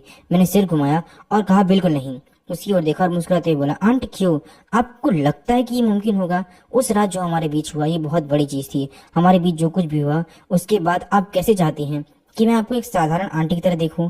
मैं आपको आंटी की तरह देख ही नहीं पा रहा हूँ। जब भी मैं आपको देखता हूँ मुझे वो रात याद आने लग जाती है। मुझे याद आता है कि आप किस तरीके से मुझे गले लगा रही थी, किस तरीके से मुझे किस कर रही थी, मेरे सीने पर आप किस तरीके से हाथ फेर रही थी, आपकी वो कोमल कलाई, आपकी वो टांगे देखता हूँ तो मैं एक्साइटेड हो जाता हूँ। ये सब सुनने के बाद से क्या लिनमा का गुस्सा जैसे एकदम से बहुत ज्यादा बढ़ गया। वो गुस्से में बोली कि चिन लैंड, तुम्हारा दिमाग खराब है? उसने हाथ बढ़ा करके मुझे हल्के से थप्पड़ मारा। तुम ड्राइव कर रहे हो, बेकार की बातें मत करो। और मैं मुस्कुरा करके चुप हो गया। मैं चाहता यही था कि वो थोड़ा सा बोले। मैं सच बोल रहा हूँ आंटी, क्या? मुझे जवाब दीजिए, उस रात के बारे में आप इतनी ज्यादा क्यों पीली थी? आपकी हालत वैसे कैसे हो गई थी? ऐसा क्या हो गया कि आपको इतना पीना पड़ गया? और आप मुझे कह रही हैं आपके अलावा अगर मेरे अलावा कोई और भी होता मुझसे बात क्यों करने चली आई थी? आपकी पोजीशन का कोई भी इंसान या कोई भी अजनबी यूं ही बात नहीं करेगा। इतनी बड़ी पोजीशन के बाद आपकी ऐसी हालत कैसे हो गई? जैसे ही मैंने कहा क्या लिनमा का चेहरा एकदम से उतर गया, मानो उसके दिल में बहुत बुरा अकेलापन हो। उसकी आंखों में एक पल के लिए अकेलापन और गुस्सा भी दिख रहा था। उसने अपना चेहरा घुमाया, खिड़की की ओर बाहर देखते हुए बोला कि तुम्हारा इससे कोई भी लेना देना नहीं है, चुप हो जाओ। मैंने कहा कि नहीं, कैसे नहीं है? आप इतना अच्छा, हमारा रिश्ता है, हमारा पहले से एक रिश्ता है, और अभी आपका वो मामला वो मेरा मामला है। इसीलिए उस महिला के बारे में कुछ भी जाने बिना मैं नहीं रह सकता हूँ जो इस तरीके से मेरे पास आई थी। क्या लिनमा काफी देर तक चुप रही। आखिरकार ने उसने गहरी सांस ली और मुझे सच बताया। उसका एक पहले पति था जिसका नाम झाओ फेंग था। उन दोनों की शादी 8 साल पहले हो चुकी थी। आखिरकार पर्सनालिटी में तालमेल ना बैठाने के कारण, उसे कभी प्रेग्नेंट ना हो पाने की वजह से उसका तलाक हो गया। तलाक के वक्त क्या लिनमा ने उसे 10 मिलियन दिए थे जो काफी हद तक जायज थे, लेकिन झाओ फेंग ने पैसे लेने के बाद बार बार उसकी जिंदगी में आता रहा। उसकी जिंदगी जीने के ढंग नहीं जी पाया। वह हर दिन सट्टेबाजी में पैसे लुटाता और 2 साल बाद कम से कम हर पूरे 10 मिलियन उसने पूरी तरीके से गवा दिए। उसके अलावा उस पर जुए के कुछ मिलियन का कर्ज भी रह गया है। इस बार जब क्याओ लिनमा जियाओ चेंग के पास वापस आई तो झाओ चेंग फेंग को इस बात का पता चल गया कि वह हर दिन उसका पीछा करने लगा। वह फिर से शादी करना चाहता था, लेकिन असल में वह बस उससे पैसे ऐंठना चाहता है और कुछ भी नहीं। इसलिए ये मेरे लिए सबसे बड़ी प्रॉब्लम बन गई है। याद है तुम्हें, जब मैं उस बार में मिली थी कुछ रात पहले, जाओ फेंग ने उससे रोज मेरी बार में मिलने के लिए बुलाया था और कहा था कि वह उससे ठीक से बात करना चाहता है और फिर से अपने रिश्ते को सुधारना चाहता है। मैंने सोचा कि शायद वो सच बोल रहा है, लेकिन जब मैं वहां पहुंची तो चाओ फेंग ने उसकी ड्रिंक में कुछ मिला दिया। एक घूंट लेने के बाद उसे चक्कर आने लगी, उसका पूरा शरीर गर्म होने लगा। उसके साथ ऐसा होने लगा जैसे मानो उसे किसी चीज की जरूरत हो। उसे होश नहीं रहा, उसे समझ आया कि कुछ गलत है। इसलिए जब जाओ फेंग का ध्यान नहीं था, वो तुरंत वहां से भाग निकली और आखिरकार बदहवास हालत में वो सीधे मेरे पास पहुंची, उस नशे की हालत में जहां वो पूरी तरीके से किसी पर लीन होना चाहती थी। उसके बाद जो कुछ हुआ वो सबको जाहिर था। सब कुछ सुनने के बाद मुझे इतना गुस्सा आया कि मैंने लगभग स्टीयरिंग व्हील तोड़ दिया था। मैंने दांत पीसते हुए कहा, उस शख्स की इतनी हिम्मत कि उसने तुम्हें नशीला पदार्थ पिला दिया है। उसकी इतनी हिम्मत हो चुकी है कि उसने ये सब कुछ किया, मैं उसे मार डालूंगा। क्या सचमुच में वो कोई मर्द भी है? क्या लिनमा ने मेरे गुस्से को देखा। उसकी आंखों में थोड़ी हैरानी दिखी। फिर उसने काफी फीकी मुस्कान के साथ कहा कि अब वो वक्त बीत चुका है, भूल जाओ उसे। वैसे भी जब उस रात कुछ हुआ नहीं तो कोई बहुत बड़ी चीज नहीं है, कुछ भी सीरियस नहीं हुआ उस टाइम पर। कैसे कुछ नहीं हुआ? मैंने उसकी ओर देखा और काफी गंभीरता से कहा, अगर आप उस रात मुझसे नहीं टकराती तो झाओफिंग आपको ले गया होता और उसके बाद क्या अंजाम होता कोई सोच भी नहीं सकता है। आंटी क्या, ये मामला ऐसे खत्म नहीं हो सकता है। आपको उसे हाथ लगाने की हिम्मत की है, मैं उसे यूं ही नहीं छोड़ूंगा। क्या लिनमा हैरान रह गई, काफी देर तक चुपचाप देखती रही और उससे ऐसा लग रहा था जैसे उसका कोई होममेट मिल गया हो। उसके आसपास के लोग तो हमेशा उसे भूल जाने की सलाह देते या फिर उसके पैसे पर नजर रखते। उसकी खुशी के लिए ये पहला इंसान था जिसने उसका रिएक्शन पहला गुस्से में दिया था। उसका इस्तेमाल करना, कभी कोई मेरे लिए ऐसा नहीं मिला जो इस तरीके से रिएक्ट करे। उसे बचाने की कोशिश करना। उसने मेरी ओर देखा, उसकी नजर थोड़ी नरम हुई और आवाज धीमी हो गई, बस करो, तुम अभी एक स्टूडेंट हो और तुम इन सब चीजों मत पड़ो, तुम चुपचाप पढ़ाई करो। वैसे भी झाओ फिंग एक जुआड़ी है, अगर तुम उसके पल्ले पड़ी तो उसकी कोई लिमिट नहीं है। हो सकता है कि कुछ और गड़बड़ हो जाए, इसलिए उसकी जब कोई लिमिट नहीं तो तुम उसे उकसाओ मत। मैं नहीं कर सकता, मैंने बेरुखी से हंसते हुए कहा कि क्या बकवास है, मैं उसे मार डालूंगा। मेरे पास खोने के लिए कुछ भी नहीं है। मुझे जुए के कर्ज में डूबे हुए किसी शख्स से डरने की जरूरत नहीं है। आंटी क्या, आप फिक्र मत कीजिए, ये मुझ पर छोड़ दीजिए। मैं वादा करता हूँ कि वो फिर कभी आपको परेशान करने की हिम्मत नहीं करेगा। क्या लिनमा ने मेरी जुली भावनाओं के साथ मेरी ओर देखा। ऐसा लग रहा था जैसे वो कंफ्यूज है, वो कुछ कहना चाहती है लेकिन उसने कुछ नहीं कहा, बस हल्का सा सिर हिलाया। कार जल्द ही नदी के किनारे पहुंच गई। जेनचाओ के सबसे लग्जरी रिहायशी इलाके, रिव्यू नंबर 1 की कीमत, जहां पर 1 लाख रुपए एक अपार्टमेंट की कीमत होती है, यह शायद उससे ज्यादा, यह शायद उससे करोड़ों में ही होगी। मैंने कार का बैकग्राउंड गाड़ी की खिड़की में खोला और इंजन बंद किया। क्या लिनमा की ओर मुड़ा और हम पहुंच गए। मैंने कहा कि क्या लिनमा, हम यहीं पर उतरेंगे। क्या लिनमा ने अपना सिर उठाया, अपनी सीट बेल्ट खोला और कुछ देर हिचकिचाने के बाद, लिंचन, आज मुझे यहाँ तक पहुंचाने के लिए बहुत बहुत शुक्रिया और उस रात के लिए भी तुम्हारा बहुत बहुत शुक्रिया। मैं एक पल के लिए हैरान रह गया, फिर मुस्कुराया। किस बात के लिए शुक्रिया? क्या इस बात के लिए कि मैंने फायदा उठाया? क्या लिनमा का चेहरा फिर से लाल हो गया। उसने हाथ बढ़ाया और हल्का से मुझे थप्पड़ मारते हुए चिढ़कर बोला कि सीरियस हो जाओ, मैं सच में थैंक्स बोल रही हूँ, ठीक है? और अगर उस रात तुम ना होते तो मुझे नहीं पता कि क्या होता। मैंने उसकी आंखों में देखा और मेरा दिल पिघल गया। मैंने हाथ बढ़ाया और धीरे से उसके सिर को छुआ और कहा कि शुक्रिया कहने की जरूरत नहीं है, आपकी रक्षा करना मेरा फर्ज है। क्या लिनमा का शरीर एकदम से अकड़ गया। उसने आंखों उठाई और मुझे देखकर कहा कि वाकई में तुम जी जो कर रहे हो ना ठीक नहीं है। उसकी पलकें कांप रही थी, उसकी निगाहों से ऐसी भावना थी जिसे समझ पाना मुश्किल था। हम दोनों एक दूसरे के बहुत करीब थे, हमारी सांसें एक दूसरे को जैसे छू रही हूँ। हम दोनों ने एक दूसरे की ऐसी गर्माहट महसूस की जो कभी नहीं की थी। कार के अंदर का माहौल एकदम सा बदल गया। मैंने उसके होंठों की ओर देखा और खुद को रोक नहीं पाया। जैसे ही मैं उसके होंठों के करीब छूने ही वाला था, उसने अचानक मुझे धकेल दिया और कहा कि बस करो, मैं तुम्हारे माँ की बेस्ट फ्रेंड हूँ, तुम्हें मुझे आंट कहनी चाहिए, हम ये नहीं कर सकते हैं, ये बहुत बेकार है। मैंने उसके डरे हुए अंदाज को देखा और उसे मजबूर नहीं किया, बस मुस्कुराया और कहा कि ठीक है, आप मुझसे दबाव नहीं डालना चाहती तो मैं तो आपको दबाव नहीं डालूंगा, लेकिन आंट क्यों, मुझे आप पसंद है, बहुत ज्यादा पसंद है और मैं ये चीज नहीं बदलने वाला हूँ और ना ही कोई चीज और बदलेगी। क्या लिनमा ने मुझे देखा और काफी देर तक कुछ नहीं कहा। आखिरकार उसने कार का दरवाजा खोला और ऐसे ही बाहर निकली जैसे वो कोई भागने की कोशिश कर रही हो। वो लिफ्ट की ओर भागी और एक बार भी पीछे मुड़कर नहीं देखा, जैसे कब से उसे मैंने पकड़ के रखा हो। मैं कार में बैठा रहा, लिफ्ट के नंबर को ऊपर जाते देखते हुए। मैं अपनी हंसी नहीं रुक पाया। काफी इंटरेस्टिंग है ये चीज। उसके बाद मेरी जिंदगी पूरी तरीके से बदल गई, मानो मैं बस इसी चीज का इंतजार कर रहा था। क्या और लिमा को परेशान करना मुझे काफी अच्छा लगने लगा था। अब मैं पहले जैसा नहीं था, रोज बिना किसी मकसद के क्लास जाना और फिर वापस आना। अब मेरे पास एक गोल था। मैंने क्या और लिमा की कंपनी में अक्सर जाना शुरू कर दिया, अपनी माँ की तरफ से उसके लिए एक बहाना बना करके कि वो उसका ख्याल रख रही है, इस डर से कि कहीं जियाओ फेंग उसे फिर से परेशान करने ना आने लग जाए। क्या और लिमा की कंपनी जियाओ चिंग की सबसे बड़ी सीबीडी कंपनी में थी, जो कि काफी ज्यादा ऊंची थी। उसका पूरा एक फ्लोर था। वहाँ की सजावट बहुत ही क्लासी और इम्प्रेसिव थी। पहली बार जब मैं गया तो रिसेप्शनिस्ट ने मुझे रोका और पूछा कि मैं किससे मिलना चाहता हूँ। मैंने कहा कि मैं क्या और लिमा से मिलना चाहता हूँ और मैं उसका छोटा भाई हूँ। रिसेप्शनिस्ट कंफ्यूज हो गई और उसने क्या और लिमा की सेक्रेटरी को फोन लगाया। 2 मिनट से भी कम समय में सेक्रेटरी नीचे आई और मुझे ऊपर ले गई। पूरे रास्ते वो मुझे एक इन्वेस्टिगेशन नजर से देखती रही, जैसे उसमें मुझे कितना ज्यादा शक हो कि एक जवान आदमी इस तरीके से एक औरत से मिलने क्यों जा रहा है, उसकी इतनी खूबसूरत बॉस से। जब मैं क्या और लिमा के ऑफिस पहुंचा तो मैंने देखा कि वो मीटिंग में बिजी है। मुझे देखते ही वहां रुक गई। उसके हाथ से पेन छूटता छूटता बचा और उसने कंप्यूटर से कहा कि 1 मिनट रुकिए, मैं माइक बंद करके दोबारा से आती हूँ। दांत पीसते हुए उसने मेरी ओर देखा और कहा कि लिन चैन, तुम यहाँ इतनी जल्दी क्यों आए हुए हो। मैंने मुस्कुराया, उसे मेज पर बढ़ा करके अपने टिफिन को रखते हुए कहा कि ये देखो, माँ ने तुम्हारे लिए सूप भेजा हुआ है, उबला हुआ, और उन्होंने कहा है कि तुम बहुत काम में बिजी रहती हो और तुम्हें अपनी बॉडी को स्ट्रांग बनाने की जरूरत है ताकि तुम लड़ सको उस जियाओ फेंग से। साथ ही मैं ये दिखाने के लिए भी आया हुआ हूँ कि जियाओ फेंग अगर तुम्हें दोबारा परेशान करता है तो मैं उसे पीटूंगा। लिनमन चिढ़ते हुए कहा और समझ नहीं पा रही थी कि आखिर वो करे तो करे क्या। उसने मेरी ओर देखा और कहा कि मैं मीटिंग में हूँ, बाहर जाओ, इंतजार करो। मैंने फिर से सिर हिलाया और कहा कि नहीं, मैं नहीं जाऊंगा, और बिना किसी शोर के ऑफिस के सोफे में बैठ गया। मैंने कहा कि मैं यहाँ से नहीं जाऊंगा, मैं यहीं पे बैठा रहूंगा और शांति से रहूंगा, मैं आपको परेशान नहीं करूंगा, आप मीटिंग कीजिए।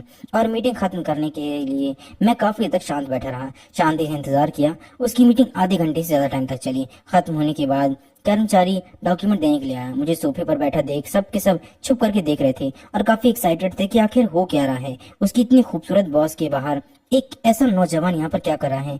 मुझे ये जानने के लिए सोचने की जरूरत नहीं थी कि वे मेरे बारे में ही बात कर रहे हैं। एक जवान लड़का, उसकी खूबसूरत बॉस के साथ उसका आखिर रिश्ता क्या है। सब चले गए। तब क्या लिनमा मेरे पास आई, कमर पर हाथ रखते हुए गुस्से से मेरी ओर देखा और कहा कि लिन चैन, तुम आखिर करना क्या चाहते हो। हर दिन मेरी कंपनी में आ जाते हो, कंपनी के लोग पहले से ही फालतू बातें कर रहे हैं, तुम्हें पता भी क्या क्या बातें हो रही मेरे पीछे, तुम ये सब कुछ क्या कर रहे हो। मैंने टिफिन खोला, सूप निकाला और उसके सामने रख दिया। मुस्कुराते हुए कहा कि जो कुछ कहना है कह दो, वैसे भी मैं तुम्हारे लिए सूप लेकर आया हूँ, मैंने कुछ गलत नहीं किया है, बस मैं तुम्हारे लिए ख्याल रखते हुए आ रहा हूँ। मेरी माँ तुम्हारे लिए सामान देती तो मैं चला आता हूँ और मैं कुछ भी नहीं कर सकता। इसे जल्दी से पी लो, मेरी माँ ने अपने हाथों से बनाया है, अगर ये ठंडा हो गया तो अच्छा नहीं लगेगा। क्या लिनमा ने सूप की ओर देखा और जो मैंने उसे दिया था काफी देर तक झिझकती रही। आखिरकार उसने ले लिया। आधे घंटे भर वो घूट घूट कर करके पीती रही।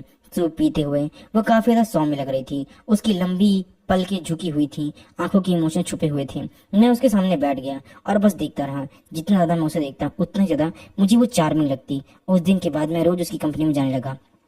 आज मेरी माँ का बनाया हुआ खाना लेके आते हुए, कल उसके लिए फल ले जाते हुए, परसों उसके लिए फूल का बुके ले जाते हुए, अपनी माँ की तरफ से उसका ख्याल रखने का ये सुंदर बहाना लेकर के मैं हमेशा उसके पास चला जाता। लेकिन असल में बस रोज मैं उसे देखना चाहता था। क्या लिनमा कंपनी के लोगों को पहले ही उसके बॉयफ्रेंड की तरह ट्रीट करने लगे थे। कंपनी के लोग मुझे समझने लगे थे जैसे मैं कोई बॉयफ्रेंड हूँ। मुझे मिलने वाली नजरों में अब थोड़ा सम्मान भी आ गया था। रिसेप्शनिस्ट भी अब मुझे चुपचाप से जान जाती थी और जब भी वो मुझे देखती तो वो मुस्कुरा देती और कहती कि हेलो मिस्टर लिन। अब मेरा नाम बिल्कुल उसी के साथ जुड़ने लग गया था। शुरू में क्या लिनमा मुझे वापस भेज देती थी, लेकिन बाद में जब वो मुझे दूर नहीं कर पाई तो उसने मुझे रुकने दिया। बस जब भी मैं कर्मचारियों के सामने उसके साथ मजाक करता उसका चेहरा लाल हो जाता और वो थोड़ा सा मुझे गुस्से की नजर से देखती। हालांकि वो सचमुच में गुस्सा नहीं होती थी, लेकिन फिर भी वो मुझे दिखाती थी। कभी भी नाराज ना होने के साथ साथ उसका चेहरा हमेशा लाल हो जाता था। ऐसे ही दिन गुनगुने तरीके से बीतते गए। मैं उसे धीरे धीरे जीत लूंगा और मैंने सोचा कि आधे साल के अंदर अंदर ही वो मेरी हो जाएगी। लेकिन आधा महीना बीतने के बाद ही एक समस्या खड़ी हो गई। उस दिन मैं क्लास में था, तभी अचानक क्या लिनमा का फोन आया। फोन की पर उसकी आवाज घबराहट की थी, ऐसा लग रहा था जैसे वो रोने वाली हो। उसने कहा कि लिनचन, क्या तुम यहाँ आ सकते हो। जैसे ही मैंने सुना उसकी आवाज ठीक नहीं है, मैं उस वक्त बेचैन हो गया। मैंने क्लास की परवाह नहीं की और प्रोफेसर से कहा कि मेरे पेट में दर्द है और मैं तुरंत कमरे से भाग गया। भागते हुए मैंने पूछा क्या हुआ, क्या क्या कोई दिक्कत है क्या? जाओ फेंग फिर से आए हुए तुम्हें परेशान करने के लिए। तुम कहाँ हो? मैं अभी वहां आ रहा हूँ, मैं हॉस्पिटल में हूँ। क्या लिनमा की आवाज बहुत धीमी थी, थोड़ी कांपती हुई। सिटी सेंट्रल हॉस्पिटल, यहाँ आओ और मुझे तुमसे कुछ कहना है। मेरा दिल जोर से धड़कने लग गया, मैं घबरा गया। मुझे लगा कि शायद उसके साथ कुछ बुरा हुआ, कहीं जाओ फेंग ने उसे बहुत बुरी तरीके से मारा ना हो, क्या कहीं कुछ हुआ ना हो। मेरी टैक्सी मैंने पकड़ी और सिटी सेंट्रल हॉस्पिटल की ओर भागा। पूरे रास्ते मेरा दिल गले तक आ चुका था, मेरे दिल में बहुत बुरे बुरे विचार आए थे। 20 मिनट के बाद मैं सिटी सेंट्रल हॉस्पिटल में गायनोकोलॉजिस्ट के डिपार्टमेंट में पहुंचा और क्या लिनमा के कार्डियो में देखा, जहां पर वो बेचैन बैठी हुई थी। उसने सफेद सूट पहना हुआ था, उसके बाल थोड़े बिखरे हुए थे, हाथों में कागज पकड़े हुए थी, सिर झुका हुआ था और कंधे हल्के से कांप रहे थे। वो बहुत ही बेसहारा लग रही थी। मैं जल्दी से उसके पास गया, उसके सामने घुटने के बल बैठा और घबरा कर पूछा, क्या हुआ लिनमा? तुम्हारी तबीयत कहाँ खराब है? क्या क्या कुछ हुआ है? जाओ फेंग ने कुछ गड़बड़ की है? क्या तुम्हें उसके साथ कोई दिक्कत तो नहीं है? वो सिर उठाया, मेरी तरफ देखा, उसकी आंखें एकदम लाल थी, आंसुओं से भरी हुई। काफी देर तक बिना कुछ बोले ही वो मुझे एक कागज थमा दिया और बोला कि ये देखो। मैं कंफ्यूज होकर के अपना सिर झुका करके उठाकर देखा तो वो प्रेगनेंसी टेस्ट था। उसमें लिखा हुआ था कि वो पिछले 5 हफ्ते से प्रेग्नेंट है। जब मैंने उस रिपोर्ट को देखा तो मेरा दिमाग एकदम सुन्न पड़ गया। प्रेगनेंसी टेस्ट की रिपोर्ट मेरे हाथ से गिरते गिरते बची। मेरा पूरा शरीर जैसे पत्थर हो गया। मैं काफी देर तक वहीं बैठा रहा, कोई रिएक्शन नहीं दे पाया, क्योंकि मुझे कुछ समझ ही नहीं आ रहा था। मैं अभी इतनी कम उम्र में, और वो भी पहली बार में, बाप बन गया था। मुझे समझ नहीं आ रहा था कि जिम्मेदारी को कैसे लूंगा। क्या लेमा प्रेग्नेंट है, वो मेरी बच्चे की माँ बनने वाली है, ये बच्चा मेरा है। बस यही सारी बातें मेरे दिमाग में पागलों की तरह घूम रही थी, जैसे मुझ पर कोई बिजली गिर गई हो अचानक से। मैं तो जैसे सांस लेना भी भूल गया था। मुझे समझ नहीं आ रहा था कि मैं इस बच्चे की जिम्मेदारी आखिर संभालूंगा कैसे। मैं तो खुद की जिम्मेदारी भी संभाल नहीं पाता अच्छे से, और ना ही मैं कुछ कमाता हूँ। आखिर मैं करूँ तो करूँ क्या? मैं अपनी माँ की बेस्ट फ्रेंड के साथ, और वो भी मेरे बच्चे की माँ बनने वाली है। आखिरकार मुझे समझ आ गया कि मेरी माँ हमेशा ऐसा क्यों कहती थी कि जो नदी के किनारे चलते हैं उनके जूते कभी न कभी तो गीले जरूर होते हैं। इसका मतलब है कि जो इंसान एक बार गलती करने लग जाए वो बार बार कभी न कभी गलती जरूर करता है। और मेरे केस में तो मेरा जूता सीधा पानी में नहीं, बल्कि मैं पूरा का पूरा ही पानी में गिर चुका था। क्या लेनमा मुझे किसी मूर्ति की तरह देख रही थी। उसे गुस्सा साफ नजर आ रहा था। उसकी आंखें एकदम से लाल हो गई थी और उसकी आंखों से आंसू छलक गड़ा। उसने रुधे हुए गले से कहा कि लिंचन, मैं प्रेग्नेंट हूँ और ये बच्चा तुम्हारा है। ये तुमने क्या किया है? मुझे से कुछ समझ में नहीं आ रहा कि आखिर मैं ये बच्चा क्या करूँ तो करूँ कैसे। आखिरकार मैं होश में आया। मैंने उसकी रोती हुई आंखों को देखा और ऐसा लग रहा था जैसे मेरा दिल किसी ने जोर से दबा दिया हो। मेरा पूरा शरीर कांप रहा था, मुझे दर्द हो रहा था। उस पल मैंने एक अजीब सी नरमी आ गई। मैंने अपने हाथ आगे बढ़ा करके उसके चेहरे के आंसू पूछा, और तभी अचानक से मेरा दिमाग फिर से शरारती हो गया और मैंने कहा, सचमुच में मुझे यकीन ही नहीं हो रहा। मैं इतना अच्छा हूँ कि पहली बार में काम हो गया। लोगों को 2-3 बार चांस देने पड़ते हैं और मैं यहाँ पर एक बार में ही हो गया, निशाना साध लिया। क्या बात है। लाओ लिनमा पूरी तरीके से गुस्से में थी और क्या लिनमा बेचारी दुखी होकर रो रही थी। ये सुनकर के जैसे वो एकदम से सन्न रह गई। उसने अपनी रोती हुई आंखों से मेरी तरफ देखा, जैसे वो मुस्कुराना चाहती हो, गुस्सा भी थी और उसे कुछ समझ ही नहीं आ रहा था। उसने मुझे जोर से थप्पड़ मारा और रोते हुए डांटा, लिंचन, क्या तुम्हारा दिमाग पूरी तरीके से खराब हो गया? क्या तुम कभी सीरियस हो सकते हो? तुम्हें पता भी है कितनी बड़ी प्रॉब्लम है, मैं कितनी टेंशन में हूँ, मैं मर रही हूँ, और तुम इस तरीके की बातें कर रहे हो? तुम्हें अंदाजा भी है कि मैं इतनी ओल्ड एज में एक बिना बाप के बच्चे की माँ बन चुकी हूँ, जो कि मुझे शादी भी नहीं हुई जिससे। तुम्हें अंदाजा भी है कि कितनी बड़ी बात है। लोगों ने पहले अफवाह उड़ा रखी है और अब तो बहुत बड़ी बात हो चुकी है। मैंने जल्दी से उसका हाथ पकड़ा और उसे खड़े होने में मदद की। फिर मैं उसके पास बैठ गया। उसके हाथ में वो प्रेगनेंसी रिपोर्ट देख करके मुझे समझ नहीं आ रहा था कि आखिर मैं करूँ तो करूँ क्या। लेकिन मैं क्या महसूस करूँ? हैरानी, घबराहट, लेकिन उससे भी ज्यादा ऐसी खुशी जिसे मैं समझ नहीं सकता था, और एक ऐसी जिम्मेदारी जिसका मुझे एहसास था, वो एहसास जो मैंने पहले कभी महसूस नहीं किया था। 22 साल का था मैं और अभी ग्रेजुएशन भी मेरा पूरा नहीं हुआ है और मैं बाप बनने वाला था। और होने वाले बच्चे की माँ कोई और नहीं बल्कि मेरी माँ की बेस्ट फ्रेंड है, जो मुझसे 16 साल बड़ी है। अगर ये बात बाहर निकल जाती तो सबके होश उड़ जाते, हमारी बहुत बदनामी होती, खास तौर पर इसकी, क्योंकि ये एक बिजनेस वूमन है। लेकिन मुझे कोई डर नहीं था, बल्कि मैं तो खुश था कि मैं अब अपने बच्चे और अपनी बीवी की दोनों की रक्षा करूंगा, और अब मैं हर हाल में शादी करूंगा। मैंने क्या लिनमा से संजीदगी से पूछा कि क्या तुम सच में ये सब कुछ करना चाहती हो, और तुम्हें बताओ कि आखिर तुम करना क्या चाहती हो। अपने आंसू पोंछे और गहरी सांस ली और मेरी तरफ देख करके मजबूती से कहा, मैं इस बच्चे को रखूंगी, ये बच्चा मेरा है, मैं नहीं गिराऊंगी इसे। मैं एक पल के लिए हैरान हुआ। मुझे उम्मीद नहीं थी कि वो ऐसी बातें बोलेगी। इतनी बड़ी बदनामी के बाद भी वो इस बच्चे को रखना चाहती है। फिर मैं मुस्कुराया और कहा, ठीक है, अगर तुम इसे रखना चाहती हो तो हम इसे रखेंगे, मुझे कोई एतराज नहीं है। इस बार क्या लिनमा हैरान रह गई। उसे इस बात की बिल्कुल उम्मीद नहीं थी कि मैं ऐसी बात कहूंगा। उसने बड़ी ताज्जुब से मेरी ओर देखा, जैसे उसे उम्मीद थी कि मैं आसानी से मान जाऊंगा। वो शायद इस बात के लिए उम्मीद कर रही थी और तैयार थी कि शायद मैं उसे बोलूंगा कि हम इस प्रेगनेंसी को खत्म कर देते हैं, या मैं उसे पीछे छुड़ाने की कोशिश करूंगा। काफी देर तक चुप रही, फिर उसने अपने बैग से एक बैंक का कार्ड निकाला और मेरे हाथ में रख दिया। उसने कहा कि लिनचैन, मैं इस बच्चे को अकेले पाल सकती हूँ, तुम्हें कोई जिम्मेदारी लेने की जरूरत नहीं है। ये लो कार्ड, इसमें 5 मिलियन है। ये काफी है तुम्हारे लिए, घर और गाड़ी खरीदने के लिए। जब तुम अपनी पढ़ाई पूरी कर लोगे और शादी कर लोगे, अपना घर बसा लोगे, तो मेरी एक रिक्वेस्ट याद रखना कि ये बात किसी को मत बताना, खासतौर पर अपनी माँ को तो बिल्कुल भी नहीं, कि ये बच्चा तुम्हारा है। ये बात बस यही खत्म होती है। क्या ऐसा हो सकता है? मैंने उससे पूछा कि क्या तुम सच में ऐसा कर सकते हो? क्या तुम्हें लगता है कि हम ऐसा कैसे कर सकते हैं? मैंने अपने हाथ में वो कार्ड देखा, फिर क्या लिनमा की तरफ, फिर मैं मुस्कुराया और वो कार्ड उसके हाथ में वापस रखते हुए थमा दिया और कहा कि नहीं, मैं ऐसा कुछ नहीं करूंगा। मैंने उसकी आंखों में देख करके एक एक शब्द साफ साफ कहा, क्या लिनमा, तुम मुझे कैसा इंसान समझती हो? क्या मैं वो मर्द हूँ जो किसी औरत का एक इस्तेमाल करने के बाद, उसे बच्चा देने के बाद इस तरीके से छोड़कर चल जाए? नहीं, मैं एक मर्द हूँ और मेरा काम है कि मैं अपने बच्चे और अपनी बीवी का ख्याल रखूं। मैं उसे इस तरीके से नहीं छोड़ सकता हूँ। ये बच्चा मेरा है, इसकी पूरी जिम्मेदारी मेरी है। तुम भी मेरी हो और मैं तुमसे शादी करना चाहता हूँ। क्या लिनमा, प्लीज, क्या बकवास कर रहे हो? क्या तुम्हारा दिमाग खराब हो गया पूरी तरीके से? क्या लिनमा अचानक चिल्लाई और उसने मेरा हाथ पीछे छोड़ दिया और मुझे हैरानी देखने लगी। लिनचैन, क्या तुम पागल हो चुके हो? मैं तुमसे 16 साल की बड़ी हूँ, तुम्हारी माँ की बेस्ट फ्रेंड हूँ। तुम्हें मुझे आंटी बुलाना चाहिए। हम शादी कैसे कर सकते हैं? अगर तुम्हारी माँ को पता चल गया ना, तो गुस्से के मारे पागल हो जाएंगी और पता नहीं क्या होगा। और पूरी दुनिया में इस रिश्ते को हम बताएंगे कैसे कि मैं इतनी बड़ी होकर के भी अपने छोटी उम्र से, इतने बड़े बेटे की उम्र से लड़के से मैं शादी कर रही हूँ और उसका एक बच्चा भी है, वो भी शादी से पहले। क्या बताएंगे हम दुनिया वालों को? और तुम्हारी माँ को क्या जवाब देंगे? मैं पागल नहीं हूँ। मैंने पूरी होशो आवाज में कहा कि उम्र से कोई फर्क नहीं पड़ता है। क्या अगर तुम 16 साल बड़ी हो तो क्या दिक्कत है? यांग जोंग और वांग फेंग भी तो 54 साल का अंतर है ना, फिर भी वो साथ है। और तुम मेरी माँ की सहेली हो, कोई सगी आंटी नहीं हो, तो कानून के हिसाब से हम लोग शादी कर सकते हैं, हमें कोई नहीं रोक सकता है। तो दिक्कत क्या है? और तुम्हारी माँ, क्या तुम्हें अपनी माँ के बारे में कोई परवाह नहीं है? क्या लिनमा की आवाज कांप रही थी। मिस्टर लिन, वो मेरी बेस्ट फ्रेंड है। मैं उसके बेटे के साथ ऐसा रिश्ता, और ऊपर से मैं प्रेग्नेंट भी हूँ। आखिर मैं उसे क्या जवाब दूंगी? ये सब वो कैसे बर्दाश्त करेगी? मुझे सारे रिश्ते तोड़ लेगी। सच में ये बहुत बुरा है। माँ के बारे में तुम्हें कुछ भी चिंता करने की जरूरत नहीं है। माँ के बारे में मैं खुद बात करूंगा, ठीक है? मैं उनसे, मैंने कहा, मेरी माँ गुस्से वाली जरूर है, लेकिन वो मुझसे सबसे ज्यादा प्यार करती है और वो मेरे लिए कुछ भी कर सकती है। और वो तुमसे भी बहुत प्यार करती है, वो तुम्हारा बहुत ख्याल रखती है। वो एक बार के लिए अगर हम बात करेंगे, उन्हें सच बताएंगे, शायद वो मान जाए। वो तुम्हें पसंद करती है। अगर हम सच बोलेंगे तो जरूर मान जाएगी।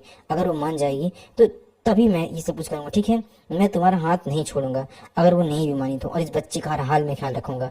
क्या लिनमा ने मेरी तरफ देखा और उसकी आंखों से फिर से आंसू बहने लगे। वो पूरी पागल हो चुकी थी कि आखिर वो करे तो करे क्या। अचानक से इस तरीके से होना उसे कुछ समझ नहीं आ रहा था। वो 38 साल की थी, 8 साल तक शादी चली और वो हमेशा एक बच्चे के लिए चाहती थी, लेकिन हर मुमकिन कोशिश करने के बाद भी उसे बच्चा नहीं हो पाया। और आज जब उसे बच्चा हुआ भी तो इस तरीके से, उसे समझ नहीं आ रहा था कि आखिर वो करे क्या। उसे लगा था कि शायद इस जन्म में वो कभी माँ बन नहीं पाएगी, लेकिन उसे इस तरीके से बच्चा मिलेगा, उसने इस बात की भी उम्मीद नहीं की थी। उसे ये नहीं पता था कि वो एक हाथ से माँ बनेगी। वो एक बच्चे का ख्याल रखना चाहती थी और अपने अकेलेपन और अपने पागलपन को दूर करना चाहती थी। क्या लिनमा ने लिनचैन के पैसे ऑफर किए ताकि वो हमेशा के लिए चुप हो जाए और कभी भी उसके बच्चे या उसकी लाइफ में वापस ना आए। अभी भी उसने सोचा कि शायद सब कुछ ठीक हो जाएगा। उसने कभी नहीं सोचा था कि लिनचैन ऐसा कुछ कहेगा कि वो इस बच्चे को पालना चाहता है। ये लड़का जो 16 साल का उससे छोटा था, उसकी बेस्ट फ्रेंड का बेटा था, उसकी बेटे की उम्र का था, जिसने उसे बचपन में पाला था, वो इस तरीके से हरकत करेगा उसने कभी उम्मीद नहीं की थी। उस वक्त जब उसे सबसे ज्यादा डरी हुई और बेसहारा थी, उसने कहा कि वह उससे शादी करना चाहती है और उसके इस बच्चे की पूरी जिम्मेदारी लेना चाहता है। काफी देर तक बिना कुछ बोले वो मुझे देखती रही। आखिर में उसने अपना चेहरा छुपा लिया और रोने लगी। मैंने अपना हाथ बढ़ाया और उसे अपनी बाहों में खींच लिया। धीरे से उसकी पीठ थपथपाई और प्यार से कहा, रोना बंद करो, मैं यहाँ हूँ ना। अगर आसमान भी गिर जाए, बिजली भी गिर जाए, कुछ भी हो जाए, सारी दुनिया तुम्हारे खिलाफ हो जाएगी, हमारे खिलाफ, लेकिन फिर भी मैं तुम्हें संभाल लूंगा।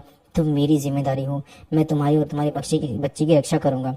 क्या लिनमा मेरी बाहों में सिमट गई और इतना रोई कि उसका पूरा शरीर कांपने लगा। इतने साल का सारा दुख और अकेलापन एक पल में जैसे बाहर निकल गया। हॉस्पिटल से निकलने के बाद ऑफिशियली मेरा होने वाला एक पिता के रूप में अब लाइफ शुरू होने वाली थी। मैं सीधा चाओ लिनमा के उस बड़े अपार्टमेंट में रहने लग गया। जहां मैं गया वहां नदी का किनारा साफ नजर आ रहा था और मुझे माँ की वो बात याद आ रही थी कि हमें किनारे पर कभी नहीं चलना चाहिए, और वो गलती मैं पहले ही कर चुका था। प्रेग्नेंट पार्टनर का ख्याल रखने के बहाने मैं वहां पर ही रुक गया। शुरू में क्या लिनमा ने मना किया, लेकिन मेरी जिद के आगे वो टिक नहीं पाई। इसके अलावा प्रेग्नेंट होने के बाद उसे बहुत ज़्यादा मॉर्निंग सिकनेस होने लगी। उसे बहुत सी दिक्कतें आने लगी है। वो कुछ भी ढंग के खा नहीं पा रही थी, ना पी पा रही थी। उसे वाकई में अपने पास किसी की होने की ज़रूरत थी जो उसका ख्याल रख सके। आखिर में वो मान गई। मैंने प्रेग्नेंट लेडी के लिए खाना बनाना शुरू किया। हर दिन मैं मोबाइल पर ट्यूटोरियल देखता रहता कि एक प्रेग्नेंट औरत को क्या खाना चाहिए, क्या नहीं खाना चाहिए। मुझे अपनी क्लास की पढ़ाई से ज़्यादा बेहतर तो ये चीज़ें याद आने लगी थी। शुरू में मुझे जो मैं डिशेस बनाता था वो पूरी तरीके से बेकार थी। या तो उसमें नमक ज़्यादा हो जाता था या चीनी ज़्यादा हो जाती थी। वो एकदम बेकार होती थी। क्या लिनमा थोड़ा सा चखने के बाद ही उल्टियाँ कर देती थी। उसे इस तरीके से परेशान देख करके मुझे बहुत गिल्ट महसूस होता था। मैं चुपचाप किचन में जाता और जो कुछ बना था उसे फेंक देता। टेंशन के मारे मैं लगभग रोने ही लग जाता था। मुझे समझ नहीं आ रहा था आखिर मैं करूँ तो करूँ क्या। मैं अचानक से बाप बन गया और अब मुझे ख्याल रखना भी नहीं आता है। ऊपर से मेरे पास पैसे भी नहीं है। मैं बेरोजगार और बेकार हूँ पूरी तरीके से। मुझे बहुत गुस्सा आता अपने ऊपर। क्या लिनमा ने ये सब कुछ देखा और वो मुझे पीछे आकर के गले लगाने लगी और धीमी आवाज में कहा, सब कुछ ठीक हो जाएगा, तुम धीरे धीरे सब कुछ ठीक जाओगे, तुम पहले ही बहुत अच्छा करे हो। इसके बाद मैं रोज हेल्पर से खाना बनाना सीखता। उसने मेरे लिए हेल्पर भी रखा हुआ था और शेफ से खाना बनाने के बाद लगभग आधे महीने की प्रैक्टिस के बाद आखिरकार कुछ अच्छी डिशेस बनाना मैं सीख गया जो वो खा सकती है। क्या लिनमा मुस्कुराते हुए मेरे खाने खाते हुए बोलती है, ये तो काफी अच्छा है और तुम हेल्पर से भी काफी अच्छा खाना बना लेते हो। खाने पीने का ध्यान रखने के साथ साथ मैं हर दिन उसके साथ टहलने भी जाता था। उसे चुटकुले सुनाता और हंसाता। जब उसे मॉर्निंग सिकनेस की वजह से बुरा महसूस होता तब मैं उसके पेट में सहलाता, पानी देता, पूरी पूरी रात उसके साथ जाग करके बैठा रहता बिना थके। क्या लिनमा मुझे इधर से उधर भागते हुए देखती थी। उसकी नज़र में मेरे लिए प्यार और भी बढ़ जाता और मेरे प्रति उसका बर्ताव बदलने लगा था। अब वह पहले जैसे ठंडी नहीं रही थी। अब वह खुद मुझे अपनी कमियों और परेशानी को बताने लगी थी। मेरी बाहों में सिर रख कर लेट जाती, मेरे साथ अपना इमोशन और अपनी सारी चीज़ें पैदा करने की कोशिश करती कि किस तरीके से जब उसका बच्चा पैदा होगा तो उसकी लाइफ बहुत अच्छी हो जाएगी। वो मेरे साथ कई सारे ख्वाब सजाती और हम दोनों की ज़िंदगी ऐसे ही बीत रही थी। हमारे बीच का ये रिश्ता तेजी से आगे बढ़ने लगा। बस आखिरी दीवार टूटना बाकी था, लेकिन हम असल जिंदगी में कपल नहीं थे। हमें किसी तरीके से इस बच्चे के बाद शादी करनी थी। जाहिर है माँ को इस बारे में कुछ भी नहीं पता था। मैंने अपनी माँ से कहा था कि मैं पढ़ाई के बहाने यहाँ पर आसानी से अपार्टमेंट में रहना चाहता हूँ ताकि मैं अपनी पढ़ाई अच्छे से कर सकूँ और अपने दोस्त के साथ पढ़ाई में अपना फोकस कर सकूँगा। अपार्टमेंट का किराया भी लिया हुआ है। मेरी माँ ने ज़्यादा नहीं सोचा और मान लिया कि शायद वो अगर पढ़ना चाहता तो अच्छी बात है। लेकिन जब वह मुझे फ़ोन करती और मुझे बोलती क्यों लिनमा से मिलने जाने के लिए कहती कि वो बेचारी अकेली है, उसकी लाइफ आसान नहीं, इसलिए उसका ध्यान रखना चाहिए तुम्हें। मैं हमेशा मुस्कुराता और मान जाता और मन ही मन कहता कि माँ आप बेफिक्र रहिए, मैं उसका ही ख्याल रख रहा हूँ और शायद आपके बोलने से पहले और आपकी बेस्ट फ्रेंड का बहुत अच्छे से ख्याल रखूँगा। यहाँ तक कि मैंने आपके लिए पोते और पोतियों का भी इंतजाम कर दिया है। दिन तेजी से बीत रहे थे। देखते ही देखते क्या लिनमा लगभग 3 महीने की प्रेग्नेंट हो गई। उसका बेबी बम्प भी थोड़ा थोड़ा दिखने लग गया। मैं उसे प्यार से सहलाता, एक बाप बनने की जो फीलिंग थी वो महसूस करता। मुझे बहुत खुशी होती कि वो बच्चा आएगा तो कितना अच्छा रहेगा। उसकी मॉर्निंग सिकनेस भी धीरे धीरे अब कम होने लगी थी। वो पहले से भी ज़्यादा खूबसूरत लगने लगी थी। उसके पूरे शरीर में एक माँ वाली फीलिंग झलकने लग गई थी और उसका चेहरा चमकने लग गया था और भी ज़्यादा वो मुझे पसंद करने लग गई थी और मैं उससे और भी ज़्यादा प्यार करने लगा था। जब मुझे लगा कि दिन ऐसे ही खुशी से बीतते रहेंगे तभी अचानक एक मुसीबत आ गई। उस दिन मैं क्या लिनमा के साथ मॉल पर कपड़े खरीदने के लिए गया था ताकि प्रेगनेंसी में उसे दिक्कत ना आए। लेकिन जैसे ही हम मॉनिटरिंग सेक्शन में पहुंचे हमारे सामने 2 लोगों से हुआ, सुकिंग और वांग हाओ। वही दोनों जो मेरी जिंदगी के सबसे बड़े विलन थे। जैसे ही सुकिंग ने मुझे देखा उसकी नज़र मुझ पर टिक गई। फिर उसकी नज़र मेरे बगल में खड़ी क्या लिनमा पर पड़ी। क्या लिनमा ने उस दिन ढीली मैटरनिटी ड्रेस पहनी हुई थी, बाल खुले हुए थे। उसने मेरा हाथ थाम रखा था। वह प्रेग्नेंट होने के बावजूद काफ़ी ज़्यादा ग्रेसफुल और एलिगेंट लग रही थी। उसकी पर्सनालिटी सुकिंग से कई बेहतर थी। सुकिंग का चेहरा गुस्से से उतर गया। उसने क्या लिनमा के ऊपर देखते हुए कहा कि क्या बकवास है। फिर मेरी तरफ मुड़ी और एक तंज भरी मुस्कान के साथ कहा, लिन चैन, तो इसलिए तुम्हें मेरे साथ छोड़ने के बाद तुम उदास नहीं हो?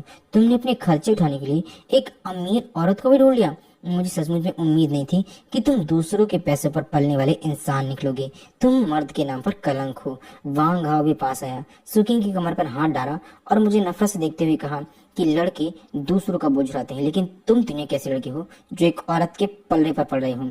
क्या तुम चाहते हो कि हाओ किंग तुम्हारे लिए कोई और भी लोगों का इंतजाम करे? अगर तुम कहते हो तो बहुत से लोगों की पहचान है। मैं गारंटी देता हूँ कि वो इस बुजुर्ग औरत से भी ज्यादा अमीर होगी और इससे तो थोड़ा सा एलिगेंट ही होगी। तुम चाहो तो दो चार और बुढ़ियों को अपने पास रख सकते हो। जैसे उसने कहा, क्या लिनमा का चेहरा एकदम सख्त हो गया। मैं उससे अभी कुछ कहना चाहता था, लेकिन मैंने उसे क्या लिनमा को बुजुर्ग औरत कहते हुए सुना और इस बात पर मुझे बहुत गुस्सा आया। मेरी मुट्ठियां बिल्कुल भीज गईं और मैं उन पर हमला करना चाहता था, लेकिन क्या लिनमा ने मुझे रोक लिया। वो एक कदम आगे बढ़ी और बोला कि अच्छा, क्या दिक्कत है तुम्हें? अगर मैं एक पावरफुल बिजनेस वूमेन, उसने अपना पावरफुल बिजनेस वूमेन का ऑरा झलकाया और कहा, मैं अपने बॉयफ्रेंड का पैसा खर्च करती हूँ और मैं उसका ख्याल रखती हूँ, तुम्हारा इससे क्या लेने देना है? तुम्हें क्या दिक्कत है? और तुम तो वही गर्लफ्रेंड हो ना जिसने उसे छोड़ दिया था। सो किंग एकदम से पीछे हट गई। उसने उसे तंज मारते हुए कहा कि तुम जैसी घटिया लोगों को मैं बहुत अच्छे से जानती हूँ। उसकी मौजूदगी से वो घबरा गई थी। फिर उसने शांत रहने का नाटक किया। अपना चेहरा उठा करके उसने कहा, तो क्या हुआ? वो तो बस एक गरीब बेचारा है। उसके जैसे भिखारी इंसान को मैं और क्या बोल सकती हूँ? दूसरों के भरोसे पर जीने वाला एक नामर्द है। उसे कुछ नहीं आता है, बेवकूफ कहीं का। बेचारा? क्या कहा तुमने उसे? बेचारा गरीब? क्या? लिनमा ने एक ठंडी हंसी के साथ कहा। सू किंग को ऊपर से नीचे तरफ तक देखो, उसकी नजरों से देखो कि वो तुम्हें क्या लग रहा है। मेरा जियान चेन जवान है और हैंडसम है। उसका कैरेक्टर एकदम सही है और उसमें जिम्मेदारी का एहसास है। वो तुम्हारे साथ रहने वाले इस घमंडी आदमी की तरह नहीं है, बल्कि उससे 100 गुना बेहतर है, जो सिर्फ अपने परिवार के पैसों पर टिका हुआ है। और गरीब तो ये है, कभी अगर ऐसा हुआ कि इसके परिवार ने पैसे देना बंद कर दिया तो ये पूरी तरीके से बेकार हो जाएगा, किसी काम का नहीं रह जाएगा। तुम्हें लगता है कि वो गरीब है क्या? और लिनमा ये कहकर के पूरे शॉपिंग मॉल की तरफ इशारा करते हुए शांति से बोली, ये शॉपिंग मॉल मेरी कंपनी का एक बहुत बड़ा प्रोजेक्ट है। तीसरे फोर्थ फ्लोर में जो मॉनिटरी सिस्टम है और बच्चों के लिए जो एरिया है वो मैंने खुद इन्वेस्ट किया हुआ है। ये मॉल मेरी कंपनी का हिस्सा है और तुम जहाँ खड़े हो ना, ये मेरी प्रॉपर्टी है। मेरी कंपनी की वैल्यूएशन 1 बिलियन है और तुम्हारे साथ खड़ा ये आदमी, इसकी फैमिली कच्चा है पूरी तरीके से। सारी कंपनी को भी मिला दिया जाए ना तो भी मेरी दौलत के बराबर नहीं है। उसका एक हिस्सा भी तुम्हारे लिए पहुंचना बहुत मुश्किल हो सकता है। और तुम्हें क्या कि मेरे बॉयफ्रेंड को गरीब कहने का? गरीब तो तुम लोग हो। मेरा बॉयफ्रेंड बहुत अमीर, क्योंकि जितनी भी प्रॉपर्टी है वो मेरे बॉयफ्रेंड की है। जैसे ही उसने कहा, सोकिंग और वांग हाओ का चेहरा बिल्कुल सफेद पड़ गया। वांग हाओ की फैमिली छोटे मोटे बिजनेस करती थी और उसकी कुल दौलत कुछ करोड़ों रुपए में ही थी। क्या लिनमा जैसी एक बिलियनर मालिकिन के सामने उसकी कोई औकात नहीं थी। देखते ही देखते उसका घमंड पूरी तरीके से गायब हो गया। क्या लिनमा ने उसकी तरफ देखा और फिर से सख्ती से कहा, इसके अलावा तुमने अभी मुझे एक बूढ़ी औरत कहा। तुम पूरी तरीके से बेकार हो। मैं 38 साल की हूँ और मैंने खुद की मेहनत से अपनी ये दौलत कमाई है। एक अच्छा बॉयफ्रेंड पाया हुआ है। मेरे पास घर है, गाड़ी है, कंपनी है, दौलत है। मेरे पास बिलियन ऑफ डॉलर है। जो मेरे साथ रहना चाहता है उसकी लाइफ नदी के किनारे तक खुद ब खुद मैं ले जाऊंगी। और तुम जैसी लोग जो कि पूरी तरीके से बेकार हो और 20 साल की उम्र में होने के बाद भी अपनी मेहनत जिससे तुम्हें कुछ नहीं पाया है, पूरी तरीके से बेकार, और एक आदमी की, अमीर आदमी की फंस करके उसकी सजावट बनने के बारे में सोचती हो। तुम्हें क्या हक है मुझ पर हंसने का? मैंने जो कुछ पाया अपने दम पर पाया और तुम 20 साल की एक बेवकूफ और सजावट का सामान हो। जरूरत पड़ने पर ये तुम भी फेंक देगा और किसी और को पकड़ लेगा। सुकिंग का चेहरा पूरी तरीके से शर्म से लाल और पीला हो गया। वांग हाओ कुछ बोल नहीं पा रहा था। वो कांपते हुए अपनी जगह पर खड़ी रह गई और उसका मुंह पर एक शब्द नहीं निकला। आसपास के लोग इकट्ठा हो गए और ये तमाशा देखने के लिए उसकी तरफ खड़े हो गए। उसकी तरफ इशारा करते हुए सब लोग हंसने लग गए।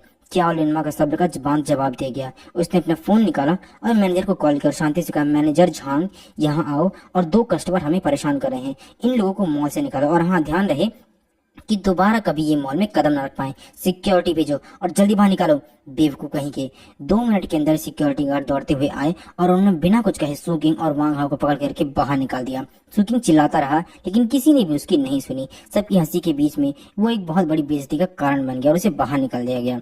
ये उसकी हालत देख करके मुझे बहुत सुकून मिला। मैंने क्या लिनमा को कहा और गले लगाया कि वाह क्या बात है ब्यूटी। मेरे चेहरे पर मैंने किस किया और कहा कि सिस्टम तो आपने कमाल कर दिया है कि पूरी तरीके से उसे बाहर ही निकाल दिया। क्या लिनमा का चेहरा एकदम लाल हो गया। उसने मुझे धीरे से थप्पड़ मारा और चिढ़ते हुए कहा कि यहाँ बहुत सारे लोग हैं, क्या बदमाशी कर रहे हो? ये क्या बकवास है। पर ऐसा कहते हुए उसके चेहरे पर एक प्यारी सी मुस्कान आ गई और एक क्यूटनेस, उसकी आंखों में प्यार साफ झलक रहा था। इस घटना के बाद क्या लिनमा ने आखिरकार हमारे रिश्ते को पूरी तरीके से मान लिया। उस रात जब हम घर वापस जा रहे थे तो मेरी बाहों में उससे रख करके पहले उसे लग रहा था जैसे हमारी उम्र का फासला बहुत ज्यादा है, लेकिन अब वो उम्र का फासला खत्म हो रहा था और उसी वजह से हमारा रिश्ता लगभग नामुमकिन था। पर अब उसे इस बात से कोई परवाह नहीं थी।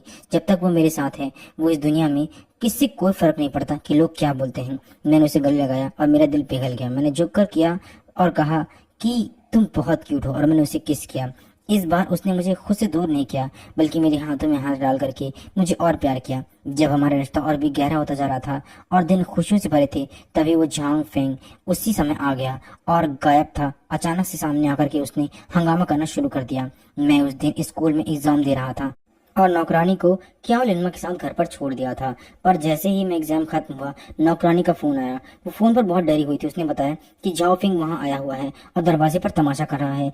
क्या लिनमा से मिलना चाहता है और दरवाजा तोड़ने की धमकी दे रहा है। सुनते ही मुझे बहुत गुस्सा आया। मैंने फोन रखा और एक टैक्सी पकड़ी और घर की तरफ भागा। रास्ते भर मैं उसे कोसता रहा। जब मैं घर पहुंचा तो झाओ फिंग अभी भी दरवाजे पर चिल्ला रहा था। उसके साथ दो अजीब दिखने वाले आदमी भी थे। पहली नजर में समझ गया कि ये आदमी बहुत ही घटिया है और बहुत ही बेकार है। ये लोग यहाँ पर सिर्फ पैसे ऐंठने के लिए आए हुए हैं और ये भाड़े के टट्टू हैं। पड़ोसियों ने भी अपना दरवाजा खोला और बाहर झांक करके तमाशा देख रहे थे।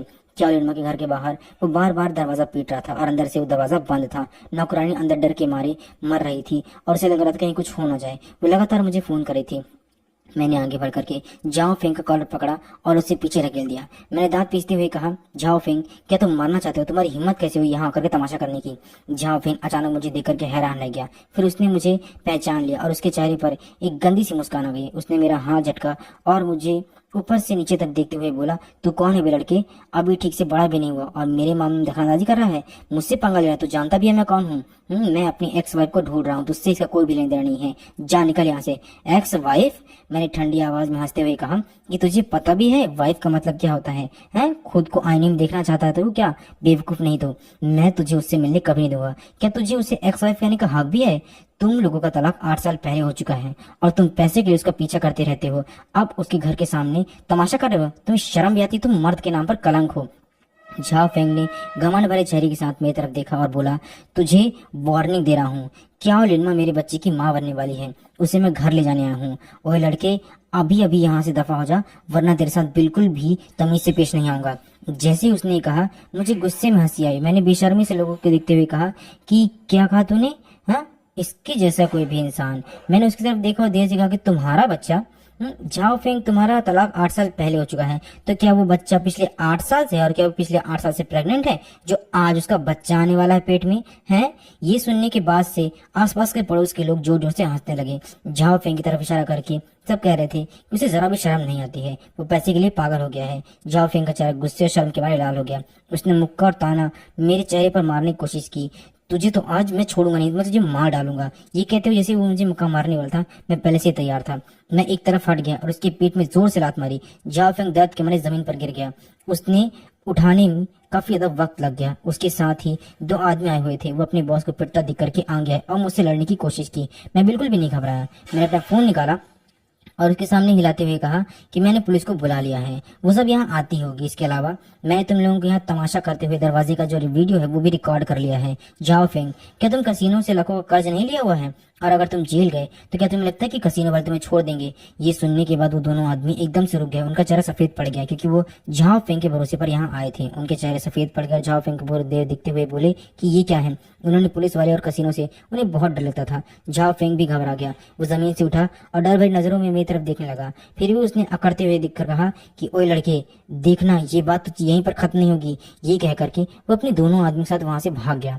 उन्हें भागता हुआ देख करके मैंने चैन की सांस ली। मैंने दरवाजा खटखटाया और क्या लिनमा की दरवाजा खोला और जैसे ही मैंने उसे देखा, वो सब बोला कि क्या सब कुछ ठीक है? मैं बिल्कुल ठीक हूँ, तुम बताओ कैसी है?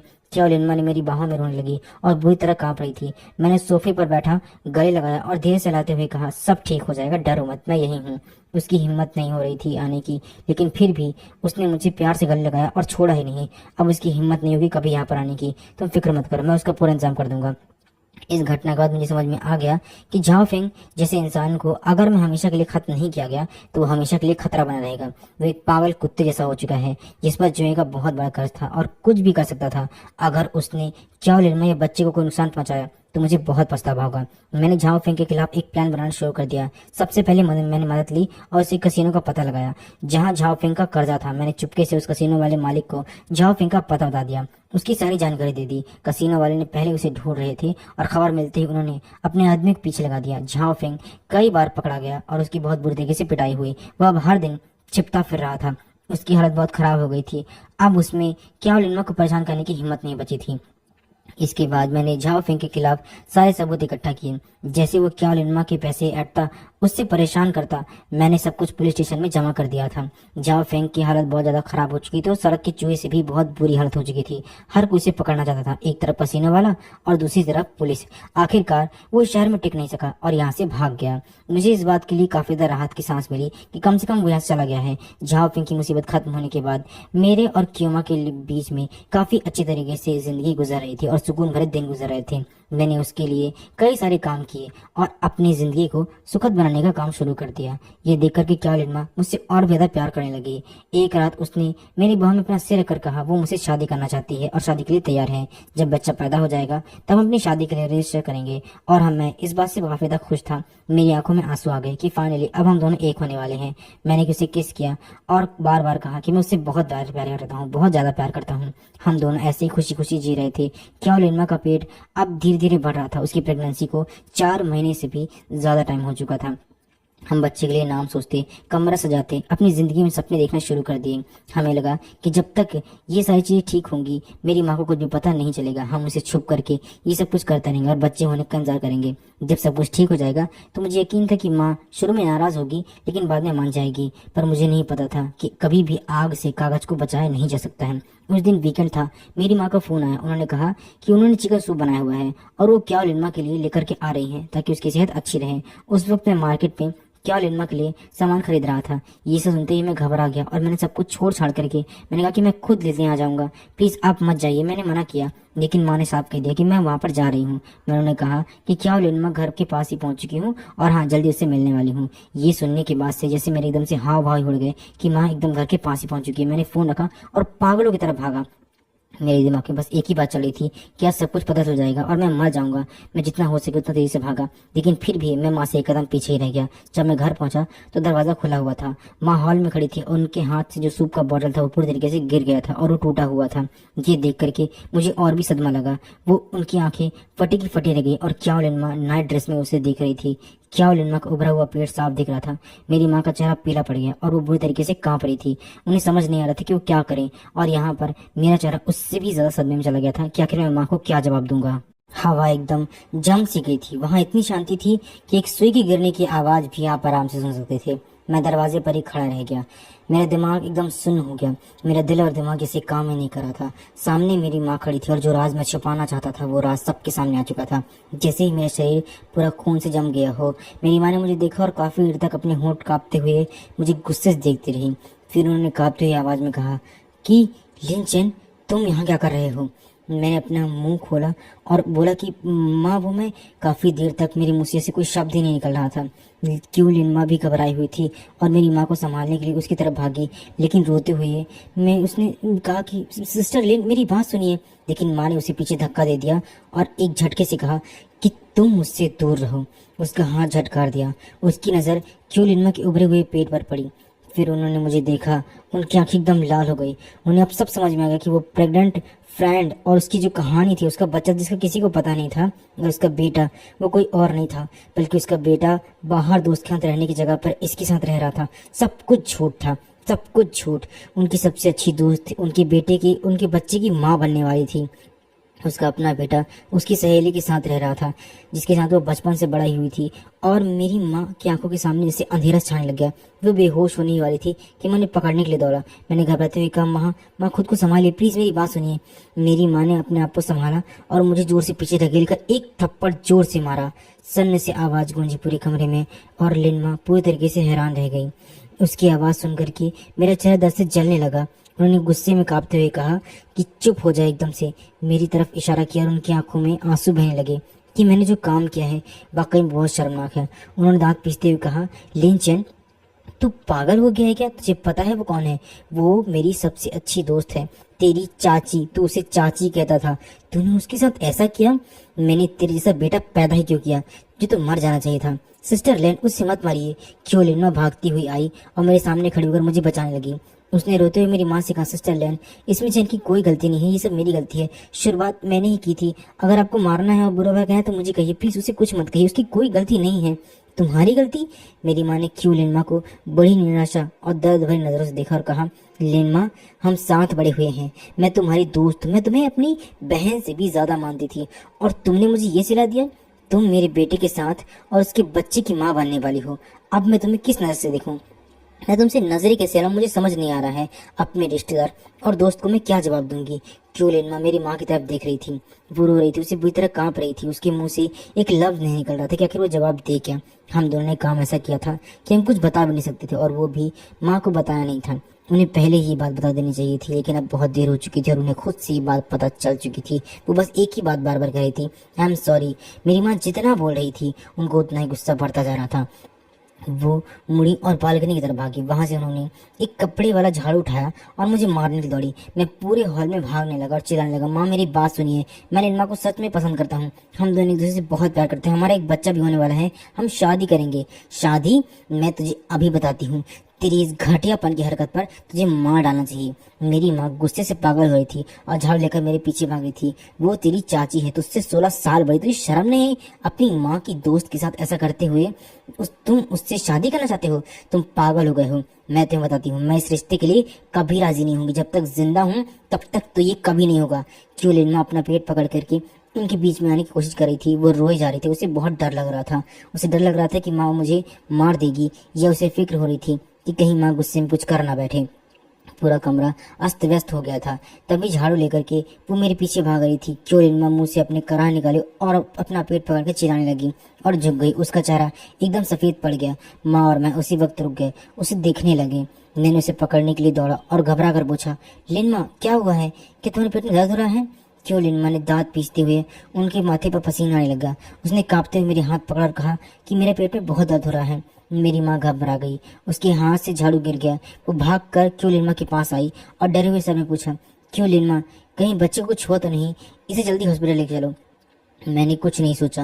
मैंने क्यों नीलिमा को अपनी गोद में उठाया और पागलों की तरह बाहर भागा। मेरी माँ भी मेरे पीछे पीछे आई। वो इतनी डरी हुई थी कि उनकी आंखों से आंसू आ रहे थे, एक तो मेरे काम की वजह से और दूसरा क्यों नीलिमा की इस हालत की वजह से। वो रास्ते पर यही कहती रही कि सब ठीक हो जाएगा और बहुत रो रही थी। हम उसे हॉस्पिटल ले गए। चेकअप के बाद डॉक्टर ने कहा ये बस छोटा सा शौक था, कोई सीरियस चीज नहीं है। उन्होंने बस ये प्रेगनेंसी के दौरान होता रहता है, और ये औरत है, इन्हें किसी भी तरीके से तो कोई भी तनाव नहीं होना चाहिए। अगर प्रेगनेंसी है तो कोई सदमा नहीं लगना चाहिए। फिलहाल इन्हें आराम करना होगा और कुछ भी नहीं। तब जाकर के मैंने और माँ ने चैन की सांस ली। क्यों नीलिमा हॉस्पिटल के बेड पर सो चुकी थी। उसका चेहरा अब भी पीला पड़ा हुआ था। मैं उसके बेड के पास बैठा हुआ था, उसका हाथ पकड़े हुए था, उसके पेट को देख रहा था।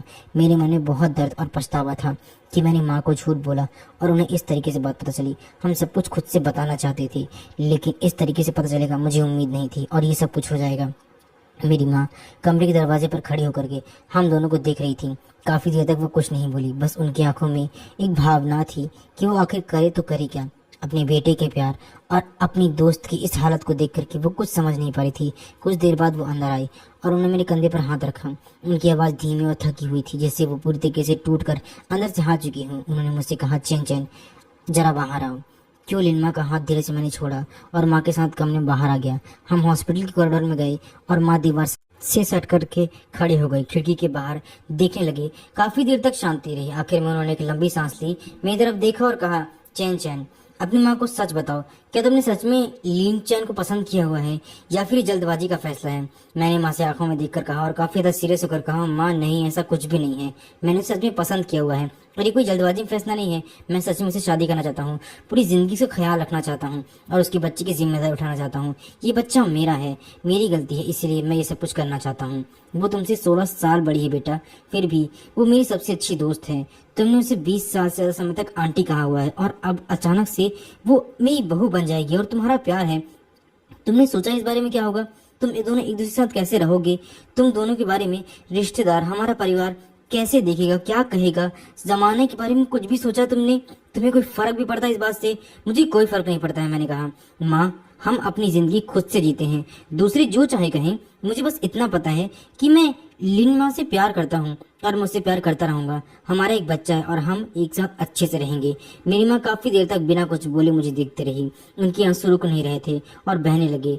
तुम इतनी जिद्दी क्यों हो? मैंने तुम्हें बचपन से पाला है, उसने तुम्हें बचपन से पाला है, और आज अचानक से वो तुम्हारी बीवी बन गई है, तुम्हारे बच्चे की माँ है। मैं क्या कहूँ, मैं कैसे एक्सेप्ट करूँ? मैंने बस ये उम्मीद नहीं की थी। खैर कोई बात नहीं, मैंने बस यही उम्मीद की थी कि तुम शांति से जियो, एक अच्छी लड़की को ढूंढो, शादी करो, बच्चे करो, एक स्टेबल लाइफ जीतो। लेकिन तुमने तुमने मेरे लिए इतनी बड़ी मुसीबत खड़ी कर दी, एक अजीब सी जिंदगी। मैंने अपना हाथ आगे बढ़ाया और माँ के चेहरे के धीरे से आंसू पोंछे और कहा कि दिल में अनगिनत ग्लानियां हो रही हैं। माँ, आपको दुखी करने का लिए मेरा कोई इरादा नहीं था, मुझे प्लीज माफ कर दीजिए। हम आपको बताने वाले थे बच्चा होने के बाद, हमने इस बात का भी अंदाजा लगा लिया था, लेकिन आपको पता भी है ये सब कुछ बहुत गलती से हुआ और हड़बड़ी में हो गया। इसीलिए उस रात नशे की वजह से मैं उसके बिना अब नहीं रह सकता हूँ, और इस बच्चे के बिना भी। मैं उस बच्चे का बाप हूँ। माँ, एक बार के लिए एक्सेप्ट कीजिए। मेरी माँ ने मुझे देखा और मैं जैसे वो पूरी तरीके से पागल हो रही थी, उसे कुछ समझ नहीं आ रहा था। फिर कमरे में सो रही लिनमान को देखा और फिर आखिरी में उन्होंने एक लंबी सांस ली और अपना हाथ हिलाया और कहा, ठीक है, मैं समझ चुकी हूँ, अब मैं इसमें दखल नहीं दूंगी।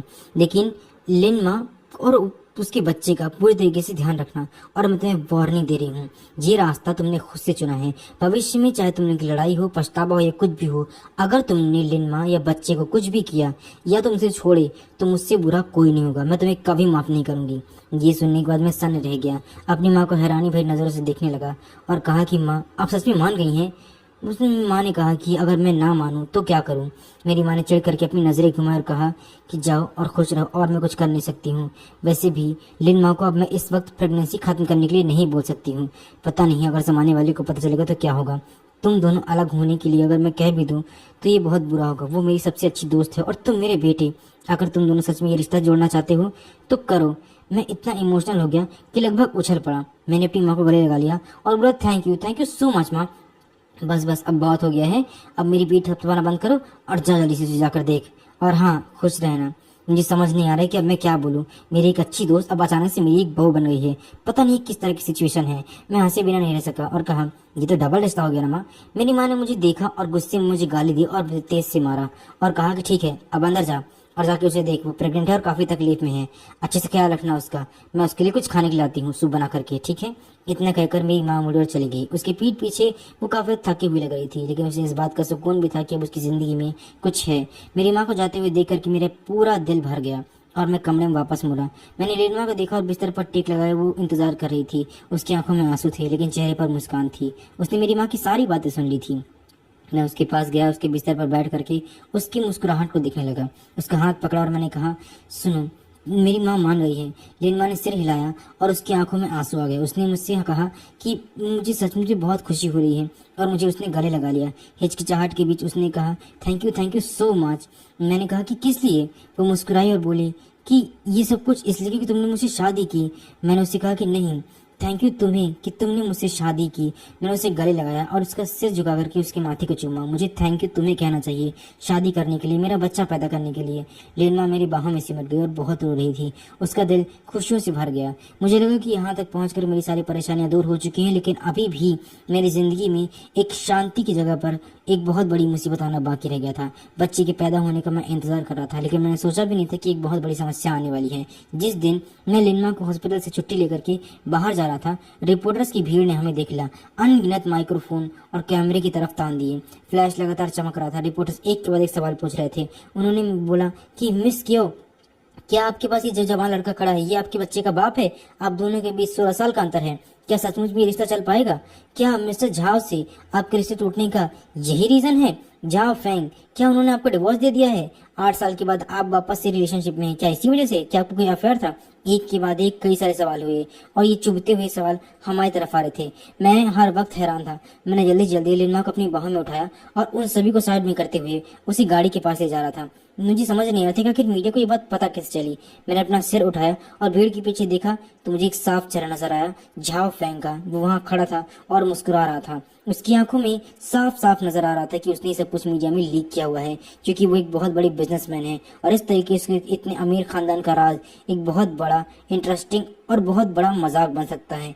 इसीलिए उसने ये सब कुछ किया। ऊपर से उसकी प्रेगनेंसी की ये बात पूरी पब्लिक में धमाका मचा सकती है। झाओ फैमिली का नाम बर्बाद करना चाहता था और वो आखिर उसने कर ही लिया। लेकिन फिर भी मैंने उसे देखा, उसका क्रूर चेहरा देखा, मेरी गुस्से से मुट्ठियां भींच गई, लेकिन मेरे हाथों में सिर्फ लिनमा थी, इसीलिए मैं चाह करके भी कुछ नहीं कर सकता था। उसने मेरे कपड़े को बहुत जोर से पकड़ा हुआ था, रिपोर्टर से बच रही थी, उसका चेहरा पीला पड़ गया था। लेकिन मैंने अपनी सर झुकाया और अपने बाहों में उसे लिया और उसके पेट में गहरी सांस लेते उसे पकड़ा और कहा कि चाहे कुछ भी हो जाए मैं उसे नहीं छोड़ूंगा। कुछ समय बाद हम मीडिया से बचते बचाते घर पहुंच गए और घर पहुंचने के बाद से मैंने कहा कि मैं रक्षा करूंगा, मैं उसका आदमी हूँ, उसके बच्चे का बाप हूँ। और धीरे धीरे सब कुछ ठीक हो गया। 1 साल बाद हमारा बच्चा हुआ और फिर उसके बाद सब कुछ ठीक हो गया। झाओ फेंग को भी जेल हो गई और हमारी जिंदगी में खुशियां आ गई।